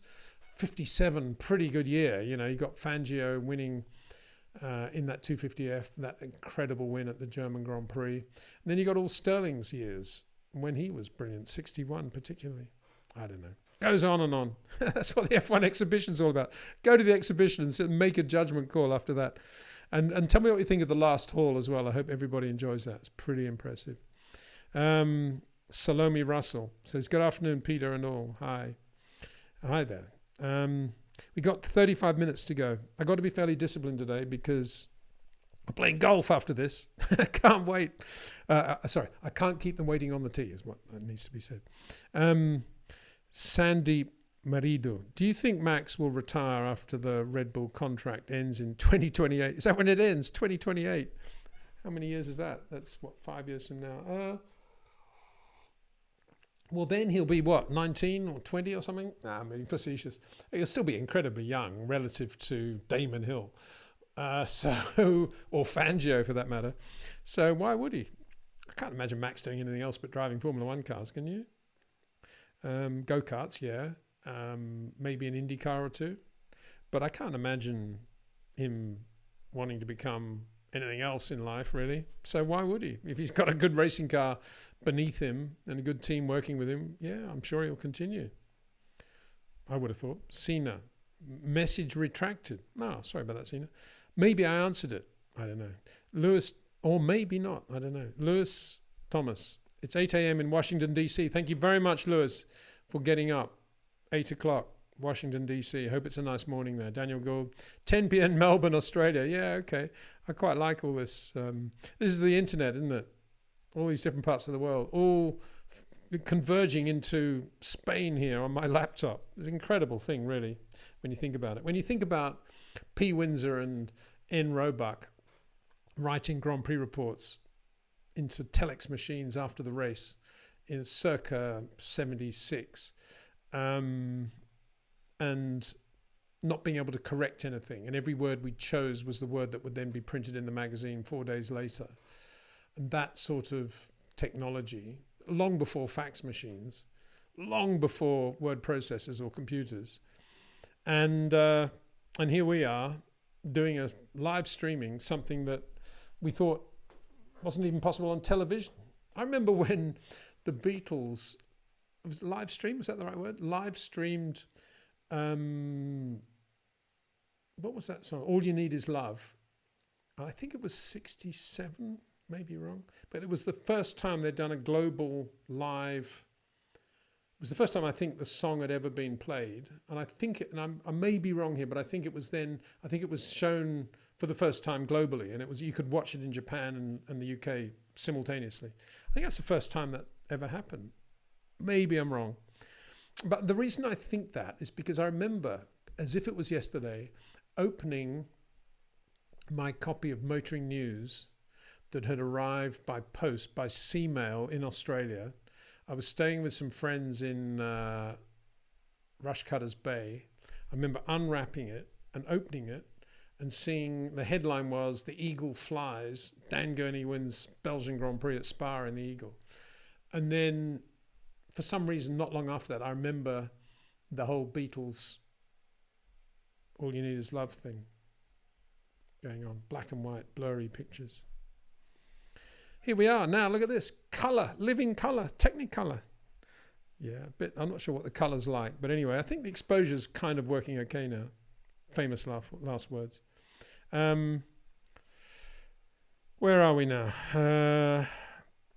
Rao, how do you explain how Kimi outqualified Vettel in 16? Was he that much quicker, or Vettel giving up? Oh no, Kimi at his peak was a Max Lewis Charles. He was absolutely able to manage the car in a number of ways with the variables in play, crosswind, all the things that I've been talking about. He was that good. He went off the boil in terms of the size of the... If Kimi at his peak was operating on a sweet spot that big, Kimi by the end of his career was operating a sweet spot about that big, purely because I think physically, I don't think he was the same driver. Whereas Vettel, I think, has always had a little bit like George, maybe more so than George. He's kind of one way of driving with these V corners, needs a very good back end, and needs to be able to turn the car, rotate the car in the middle of the corner, having brake super late into that point. I don't think Vettel was able to, had anything like the same expanse as Kimi to be able to operate. His sweet spot was fragmented. It was sort of wasn't even one big sweet spot. It's just sort of two or three things based on whether that corner or that set of tires worked for what he wanted to do. That's how he's always been, I think. And I think he was really good at Red Bull because he always had an unbelievably good back end and could rely on that. Take what I'm saying with this following bit in italics underneath, NB. Like all Formula One drivers, Vettel is supremely good, and he's got amazing reflexes, amazing balance, and amazing car control. They all have. So I'm not saying that he's not brilliant and isn't brilliant when everything was perfect for him. It was, and quite patently, it was better than Mark Webber, for example. But compared with Kimi at his best, I don't think he had anything like the same ability to manage the car. And even then, that wasn't Kimi at his best. So, AMH Hikaru. Good evening, Peter. Given the recent rumours that Vietnam will be having a Grand Prix after all, what do you think of the circuit? Because I personally love it. Much love from the Philippines. Hi there. I don't know much about it other than that my mate Matthew Marsh, who lives in Singapore now, many years in Hong Kong, and we've had him on a live stream on Twitch actually relatively recently. He was in Melbourne, never really got a chance to talk to him because we were both just flat out, but we exchanged a few WhatsApps. But he's always told me that Vietnam Grand Prix is a really, really good setup, great track, great everything, and he was absolutely distraught when it was cancelled or abandoned. And if it is coming back, I know he would say, yeah, very good thing for Formula One. It's probably why he was so busy in Melbourne, actually, if I think about it. So, yeah, I think that's a good thing.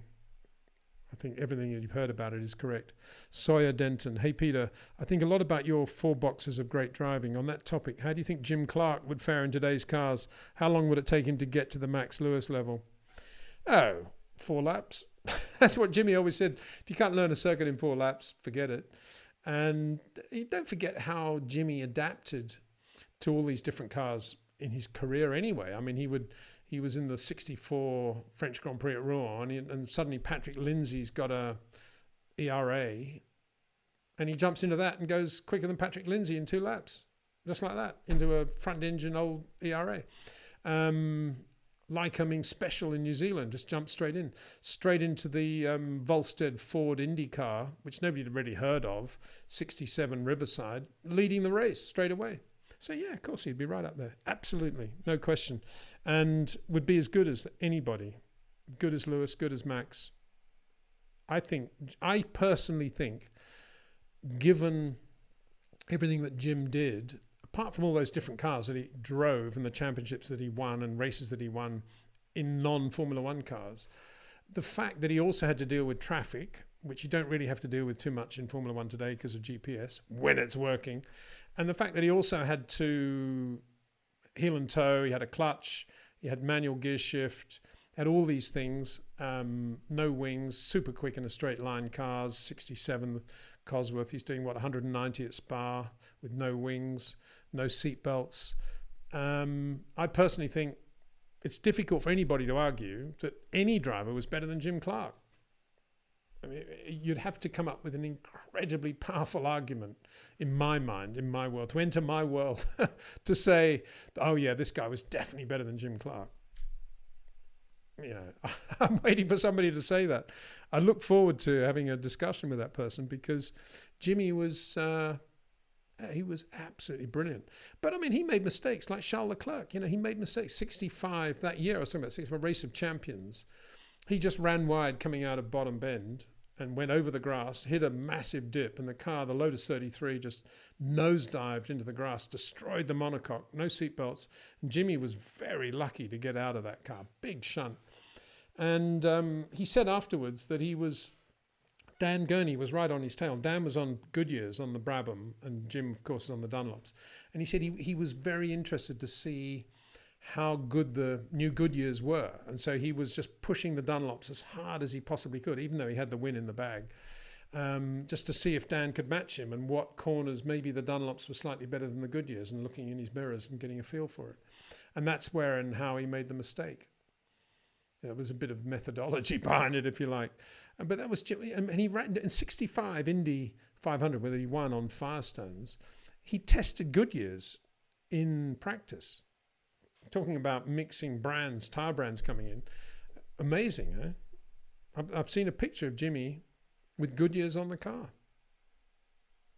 So yeah, Jim Clark. And he was such a good guy, nice guy, humble, dead cool, fit, not, you know, given to talking about himself, just being just loving. He was always intrigued on what it would feel like to drive any given car on the limit, whether it be a Goggamobile in the middle of the Suez crisis in 1957, or whether it was a Volstead Ford Indy car at Riverside in 67, 10 years later. Just fabulous racing driver. And I'm amazed, actually, that more people don't think Jim Clark was the coolest, best Grand Prix driver of all time. You don't hear a lot of chat about Jim Clark, really, given how good he was. I mean, wouldn't it be great if, you know, Perez or Max or Lewis or anybody wins Baku, and afterwards they're being interviewed, they'd say, yeah, you know, going through, I know Jim Clark never raced here, but going through that section of road, I was just thinking to myself, what would this have been like for Jimmy if he'd been a Lotus 49 with no wings at Spa, and there I am in my Red Bull with all the safety I've got. But it just makes me think about how good drivers like Jim Clark were. Wouldn't it be amazing if he said that? No, I don't think he's going to say that. But that lap at Spa he did in 67, take the pole, I don't know, it was certainly 2 seconds quicker than anybody. But this is the old Spa, the long Spa with trees everywhere, no seatbelts, as I keep saying. And given the fact that they had to wear seatbelts in America because USAC was part of USAC rules, and so whenever he went to Indy, he was always strapped in. So he knew what it felt like to be strapped in tight. As soon as he got back to Europe, no seatbelts, because he grew up in the era when drivers often were trapped in cars on fire, upside down, and couldn't get out. Lorenzo Bandini, you know, in Monaco, 67. But the thinking was, we have more chance of getting out if we don't have seatbelts. That's what it was. And now there was another incident. It wasn't only fire. I've got to correct myself there. It was also Goodwood TT when he shared a Lister Jaguar with Maston Gregory, a Curiacos Mustang. I think it's the only time he ever drove for a Curiacos. And Maston was driving it and had a throttle stick open, I think, going into the quick right-hander before the chicane at the end of the lap, and bailed out of the car, literally got out of the seat and sort of jumped off the back of the car, and the car just had this head-on shunt into an earth bank. Would have killed him had he stayed in the car. And he was thrown out and rolled around and got away with it. And I guess, you know, that would have made an impression on Jimmy that, wow, he wouldn't have done that if he'd been wearing seatbelts. And those days, you know, there were lots of things to hit, and the cars just crumpled like matchboxes. So you didn't want to hit anything hard in a car. You wanted to get out of the car before it hit anything. Anyway, that's Jim Clark. Anyway, thanks for that question. Gives me a chance to talk about Jim Clark. Brilliant. Cano Light Racer 5. Hello. I read an article where Fernando said he prefers a stiff rear axle with a soft front axle, but how is it possible? Even he steers very much. It's interesting, this word axle, isn't it? You hear them talking about a lot now. Instead of front end, rear end, they talk about front axle, rear axle, which is, you never used to talk about axle because live rear axle, independent rear suspension, axle kind of got thrown out of Formula One vernacular because it was, well, what the hell does it mean? They don't have an axle on the front either. But of course they do in terms of the geometry and the telemetry. They do have axles. So that's why this word axle's come back into it. Stiff rear, soft front. I would always have said that's what he wants because he's got to have turn in, Fernando. He doesn't want understeer by any means at all because he loves to give the car a bit of a jink going into the corner and then just let it settle.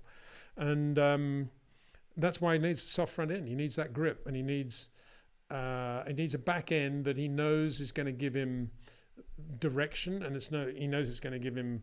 He doesn't worry about traction too much because he knows he's got the throttle sensitivity to live with it. He just wants a back end on quick corners that he can work with, and that's pretty much comes to it. I think with all of these things, it's to do with the front rather than the rear, because the rear, these guys can pretty much get the top guys pretty much get it to do what they want, but if they don't have a front end, it's much more difficult to manage the car, particularly for Fernando because of his steering inputs. So yeah, that's possible. But how is this possible? Even he steers very much. Well, of course it's possible. That you mean how do they get a soft front with the bar and so forth? That's totally doable. And if he had a stiff front and he was doing one of these, the car would have far more jolt to it, and it may not give him the feel and reaction he needs to be able to balance the car anyway with the hands and throttle. He needs a front that's soft, that he can place in the corner. So yeah, that's exactly how I would imagine he would want the setup. Jamie Phillips at GP Facts and Numbers. Nobody said that. Everyone in the media was questioning his decision to join a B team. I don't know. Oh, he's replying to GP Facts and Numbers. Okay, I'm not quite sure. I can't remember what that was now. Idea Man, please explain the effect of the rotation of the Earth on Formula One cars on different latitudes and driving directions with a spinning atmosphere. I think you're being facetious there based on PW always going on about this or that. Friction circle. Let me think about that. I mean, the only thing that you could say for outside interference, first Singapore Grand Prix, when they went under or over the railway line, all the cars went in default zero cutout mode, didn't it? Because it was all on the same frequency. So that was an example of, an outside interference. Wolf K says he doesn't deserve that. Good afternoon from South Africa, good people. And Peter, I'm not quite sure what he doesn't deserve, but I'm sure you're right, Wolf K. Vinith Menon, the same happened to Russell v Sainz crash where Sainz wanted 10 seconds. Yeah, but it's a different thing when it's behind a safety car. It's a much different thing. And they knew that's what was going to happen. So I think, regardless of what, I still think it goes back to Stroll versus Alonso and the penalty for that. Carsten Sorensen, hi Peter, thanks for the great content. Have you ever seen the documentary Seconds from Death, the death of Ayrton Senna? And if so, what did you think of it? No, I didn't. So I can't comment. But what I can say is that we haven't shown any accidents, any fatal accidents in the exhibition because I think that's the right thing. We've obviously handled Imola in our own way in the build-up to Imola and everything that happened. And still a lot more that can be said about that. And one of the guys we interviewed there was Max Angelelli, who was the driver of the safety car, so-called safety car, pace car, which was ridiculously slow. And I'll tell you two things about that. He knew that it was slow the first time he drove it on the Thursday. and said to Charlie Whiting, "This is ridiculous. I can't do more than a lap. The brakes will go, the tyres will go. It's so slow. It's just a road car. There's nothing in it." It was an Opel something or other record, I think. And Charlie said, "Well, you know, that's the car we've got. We're going to have to make the best of it. We probably won't use it anyway, so don't worry, Max." But in the meantime, Max went down to the Porsche Cup, well, the Porsche paddock, and borrowed the Porsche celebrity car that was available, not being used that weekend, for celebrity drivers to drive, and said, "Can I take this car and have it as the safety car?" And the guy said, yeah, no problem.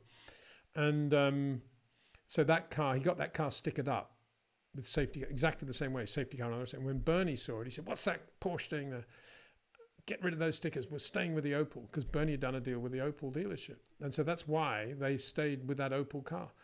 And when the start line accident happened, at that point, the Formula One rules said that the race can be stopped and then restarted when the track is clear and the debris is, you know, all taken account of. And there were people injured, don't forget. So when that happened, Max, it never entered Max's mind, or Charlie's, you got to say, that the safety car would be deployed instead and they wouldn't stop the race. And Max was still by the car with his overalls half off, no helmet on. And suddenly Charlie got this radio message saying, "They're going to send the safety car out. They're not going to stop the race." And Max sort of got half dressed and straight in the car and drove out. And I don't know, he's 6 laps maybe in front of Ayrton. Ridiculously slow after about 1 lap. Ayrton pulling up alongside him, trying to get him to go faster. Max saying, "I can't, you know, no tyres, no brakes, car's a joke." Tyre pressures on the Williams dropping like a stone. Pressures, temperatures dropping. And, you know, we all know what happened going into Tamburello. The car bottomed out. And terrible. Anyway, we got Max talking about that. Not in this exhibition, but I think it'll be coming up in the next version of it. But we have interviewed him about it. So, yeah, that was what we did. A lot of the stuff we did around Ayrton's accident. Premier Flute says, "Peter, you're not as orange as Trump, so no worries." Yeah, I can see it's too orange. Well, it's not too orange in the camera, but by the time I see it here in the YouTube studio, it does look a bit orangey. But I've actually got the lights on white, not on any sort of orange tint at all. So it's all a bit odd, really. But I'd rather that than going in and out of exposure anyway. Wildergraf says, "He's not a Sainz fan, but the penalties should be undone." Yeah, well, I agree. And I can't say I'm a massive Sainz fan in the sense that I think he's a great racing driver. I don't think he's as good as Leclerc overall, but I think he's a very, very good racing driver. And I think he deserves the right treatment, really. And I probably won't happen, but yeah, I agree with you, Will. I think that penalty should be undone. Siggy, regarding stewards, is it actually true that they aren't actually paid? I've heard they have travel expenses covered and nothing else. I think that is true. Yeah. That's part of the trouble, I think. I can't say that. I mean, I'm sure permanent people are, like Charlie was, and for sure Herbie, I would imagine, when he does stuff or did stuff. And I imagine the permanent stewards they have that alternate are obviously paid, but I don't think the other stewards that sit in, I know for a fact the driver steward is not paid. No, it's expenses only and hotel and stuff. So yeah, I know where you're coming from, and it's a good, interesting point you make. Lance Alex, Ferrari's tyre wear has been bad since the flexi floor ban last year after Spa. Thoughts? Well, yeah, I mean, Ferrari, Scarbs kind of doesn't agree with me on this. He thinks it was just Mercedes up their tyre management, whereas it didn't really affect Ferrari. But to me, there was a very clear moment in the 2022 season, which was when the technical directives came into play at the Belgian Grand Prix halfway through the year. And from that moment, it looked to me as if Ferrari had less efficient downforce. And that showed up in tyre management issues. It showed up in top speed issues. It showed up in lack of grip at certain circuits. And so it all comes under the heading of overall efficient downforce. And it hurt them a lot. It looks to me as if it hurt them a lot. and they kind of got the car to be half reasonable by Abu Dhabi.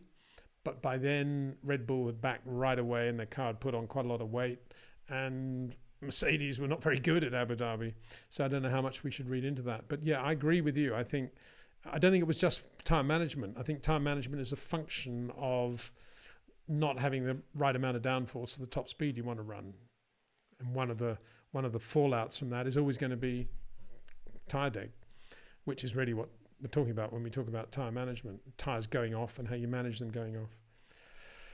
So yeah, those are my thoughts. And have they got around that by producing a better car for 2023 based on those technical directives and, of course, the new regulations for 2023?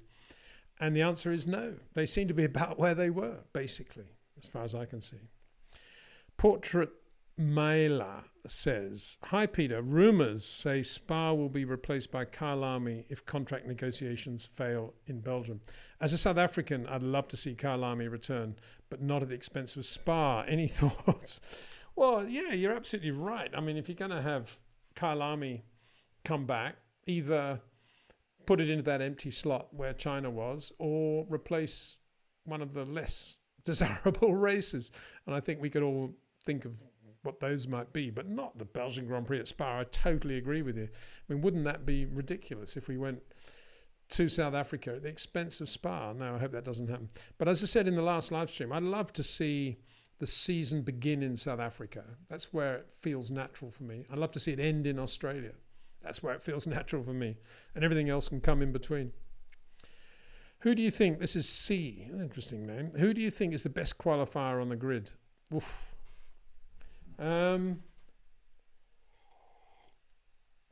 Wow. It's got to be the Max or Charles or George, I would have thought, those three. How you distinguish between them, difficult to say. Max or Charles or George. If you're a Max fan, you're going to say Max. If you're a George fan, you're going to say George. Charles fan, you're going to say Charles. I don't think you can split them. I mean, this thing, the best, is so difficult to do. But they're all three of them know how to put a qualifying lap together when all is said and done, and this is the car they've got, and they'll go out and do it. So, you know, really good. If I had to hire one of them, you know, I don't know how, if Max was out of a Red Bull and wasn't in his comfort zone with Adrian and Christian and all the other people around him, would he be as good in qualifying as Charles is in a relatively, you know, unstable situation? Maybe not. I don't know. I love, you know, I think Charles is always going to be super good in qualifying, but then so is Matt. I don't know, I'm dribbling on, so I'm not going to go any further. It all comes under this heading of trying to choose one, which I don't think I can do. Simona, who do you think is the driver that creates the best platform when braking? Well, I think it's Max, Charles and Lewis create the best platform. And I wouldn't like to split the differences again for the reason that maybe I'm just not good enough and I can't get into enough detail to say exactly what Charles does when he's got his platform right compared with what Max does when he's got his platform right compared with Lewis. But I think all three are better than anybody else, and all three are sublimely good. That's all I can say. Aaron Lee, I was watching Graham Benzinger's interview of Lewis, and Lewis said he's known as one of the late breakers and told an anecdote of his father training him to do so. Is this really true? Yeah, I don't think Lewis would like to be known as one of the early breakers, so I can't imagine any racing driver saying, yeah, I'm known as an early breaker. Even Max, I mean, I'm sure Max thinks he's a late breaker and like to think he's a late breaker given what the car is capable of doing. But there's a difference. I think they're all late breakers. It's just that some break too late for being a late breaker and often run into trouble with, you know, the platform being unstable or inside front lock or whatever it is, or not getting the car flat. And that's what it's all about. I don't think, I mean, I talk about, you know, Max breaks earlier than Perez. But as I said in the last video, that doesn't mean to say that he's doing nothing in that period. He's just thinking, oh, I'm going to brake earlier than Perez. He's doing a lot of other stuff. He's manipulating the car at that. The millisecond he's touching the brake pedal, he's starting to manipulate the car, the steering and everything else, and modulate the braking to get the car on the perfect platform. So of all the drivers who create the perfect platforms, for sure, Max, Lewis and Charles are really late breakers because they don't do it any earlier than is physically possible to do it. It's just that compared with guys who go absolutely straight on and then turn at the last minute because they haven't killed themselves, they perhaps don't touch the brake pedal as late. They touch the brake pedal sooner. So yeah, Lewis in his own mind, and sure in his dad's mind, and compared with everybody around him, would always think he's a late breaker. They all do, So you have to think about, I would think there, well, what question was he asked? Was the question, do you think of yourself as a late breaker, Lewis? Of course he's going to say, yeah, I am. No, I think of myself as an early breaker. I brake really early because I'm a bit of a wuss. He's not going to say that, is he? And not that it's true anyway. And I don't think, as I've said before, I don't think Lewis, Charles or Max or any of these great drivers, Jim Clark, Jackie Stewart, Juan Manuel Fangio, Sterling Moss, Alberto Ascari, I don't think any of them, Ayrton Senna, I don't think any of them actually, Nigel Mansell, knew and could articulate exactly what they're doing anyway, in the way I describe it, that they're creating this platform, they're managing all these dynamic weights, and they are shortening the corner, and everything is very supple because it's the only world they know. They don't know how non-supple other drivers are. They don't know how late other drivers turn in. They just don't look at that. All they do is their own thing. And so if they're asked to describe it, they say, oh yeah, turn in here, do that. And then in the case of Daniel Ricciardo, they say, oh, Daniel, turn in here, do that. And he thinks, oh, that doesn't work because he's using the pedals differently and the hands differently. And so it's no surprise that these drivers don't talk about all that stuff because they don't actually know it anyway. We're talking about stuff between the digits of telemetry. And that's why it's a bit of a, I remember saying to Lewis when after the wet at Interlagos, that how early he was turning into the corners and looking for the grip, and he said, yeah, obviously looking for the grip as early as I possibly can. And I remember Michael saying once that he and Ralph had the same trace when it came to shortening corners, which they did. That's how Ralph was quicker than Montoya. He always had a shorter corner than Montoya. And Michael saying, yeah, I know that we have that. I can't really say much more about it. And I don't think he actually could say anything more about it. And I think we're so used to having all this data thrown at us and all this information that we demand a total understanding of it. But here, and I'm repeating the point, the data doesn't exist that describes it because it's between the digits that we have at the moment. Maybe 100 years from now, the digits will be a bit closer together and we will be able to describe it, but not as we have it today. So, yeah, interesting. Stefan Champoussin, nice name, says, thanks, Peter. These sessions are awesome. Well, thank you very much, Stefan. Very nice. I fear we're getting, I've got this thing halfway down and there's still a lot of questions and I'm going to have to wind it up in 4 minutes, it looks like. Sina, Sina, who deleted the question, is now asking, what do you say to those who say Formula One lacks meritocracy? Racers driving in unequal machinery, drivers only getting into Formula One due to rich dads, Lewis being a rare exception. Well, not only Lewis, there are quite a few there now, I think. But yeah, it's always been that way. I think you could rephrase the question and say, what do you think about Enzo Ferrari's immortal words that when a car crosses the line to win a Grand Prix, it's 60% car, 40% driver? And that's effectively what you're saying here. And I think most people would say, well, that's the beauty of Formula One. It is about technology. It is about the great teams. It's also about drivers. It's about drivers taking a car from the back of the grid car to making it a good car and then winning with that car and giving himself that advantage, which great drivers can do. And it's that mystery of how they do that alchemy of taking a car, working with the engineers in such a way that the engineers know that every change they make is going to be positive, because they're dealing with reality as distinct from a driver who's just trying to make the car a little bit easier to drive, but not necessarily quicker.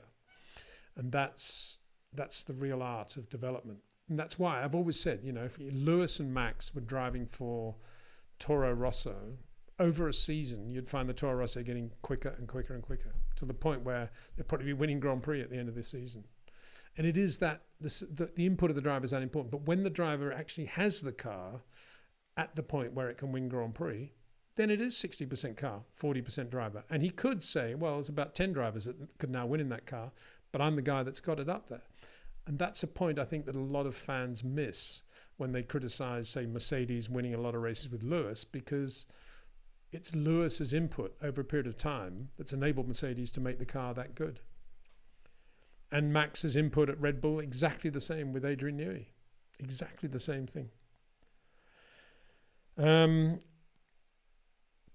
Lewis Thomas. Peter, please explain Ayrton Senna's driving style. Was he really fast comparing to Lewis, Leclerc or Max? He was really fast. He was a bit more like George than I think than Max. He was very, incredibly small margins everywhere, right on the edge of everything, whether it be engine revs, whether it be an apex, whether it be an exit point. Everything was down to a millimeter with Ayrton. And he had this characteristic throttle blipping thing, which was always, in my mind, slightly odd, that he had to do that to find the moment when he could get on the power. But he had incredible coordination, which showed up in his gear changing particularly, heel and toeing down through the gears, under braking and acceleration as well. He always went through every gear. He never jumped gears when going down through the gears, as a lot of drivers did in those days with the manual shift. Physically, I don't think he was that strong. He was strong, but physically he had some weak points to his overall physiology, and he was often shattered when he got out of the car. And he had a couple of weird moments, when he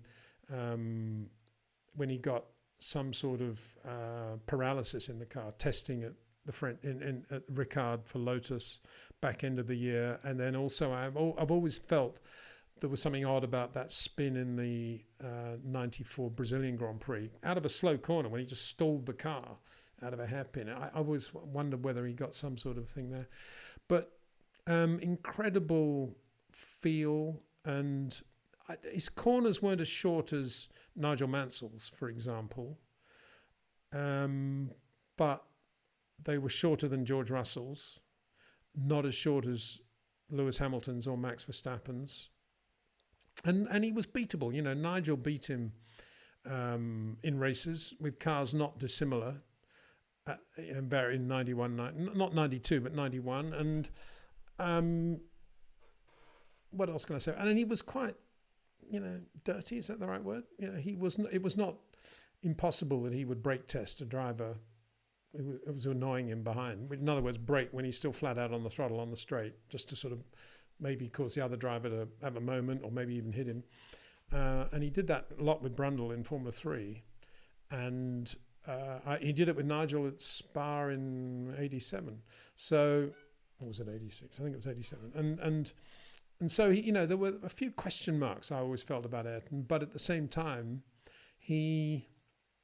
total commitment.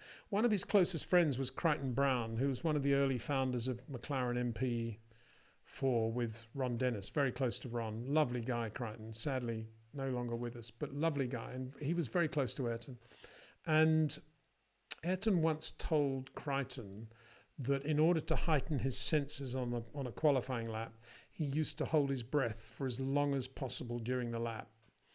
I don't think it was ever possible to do it for the entire lap, but that shows the commitment that Ayrton had of wanting to heighten everything he could within the car, the feel of the car, surface of the road, sensitivity, quite a thin steering wheel rim. Amazing sensitivity.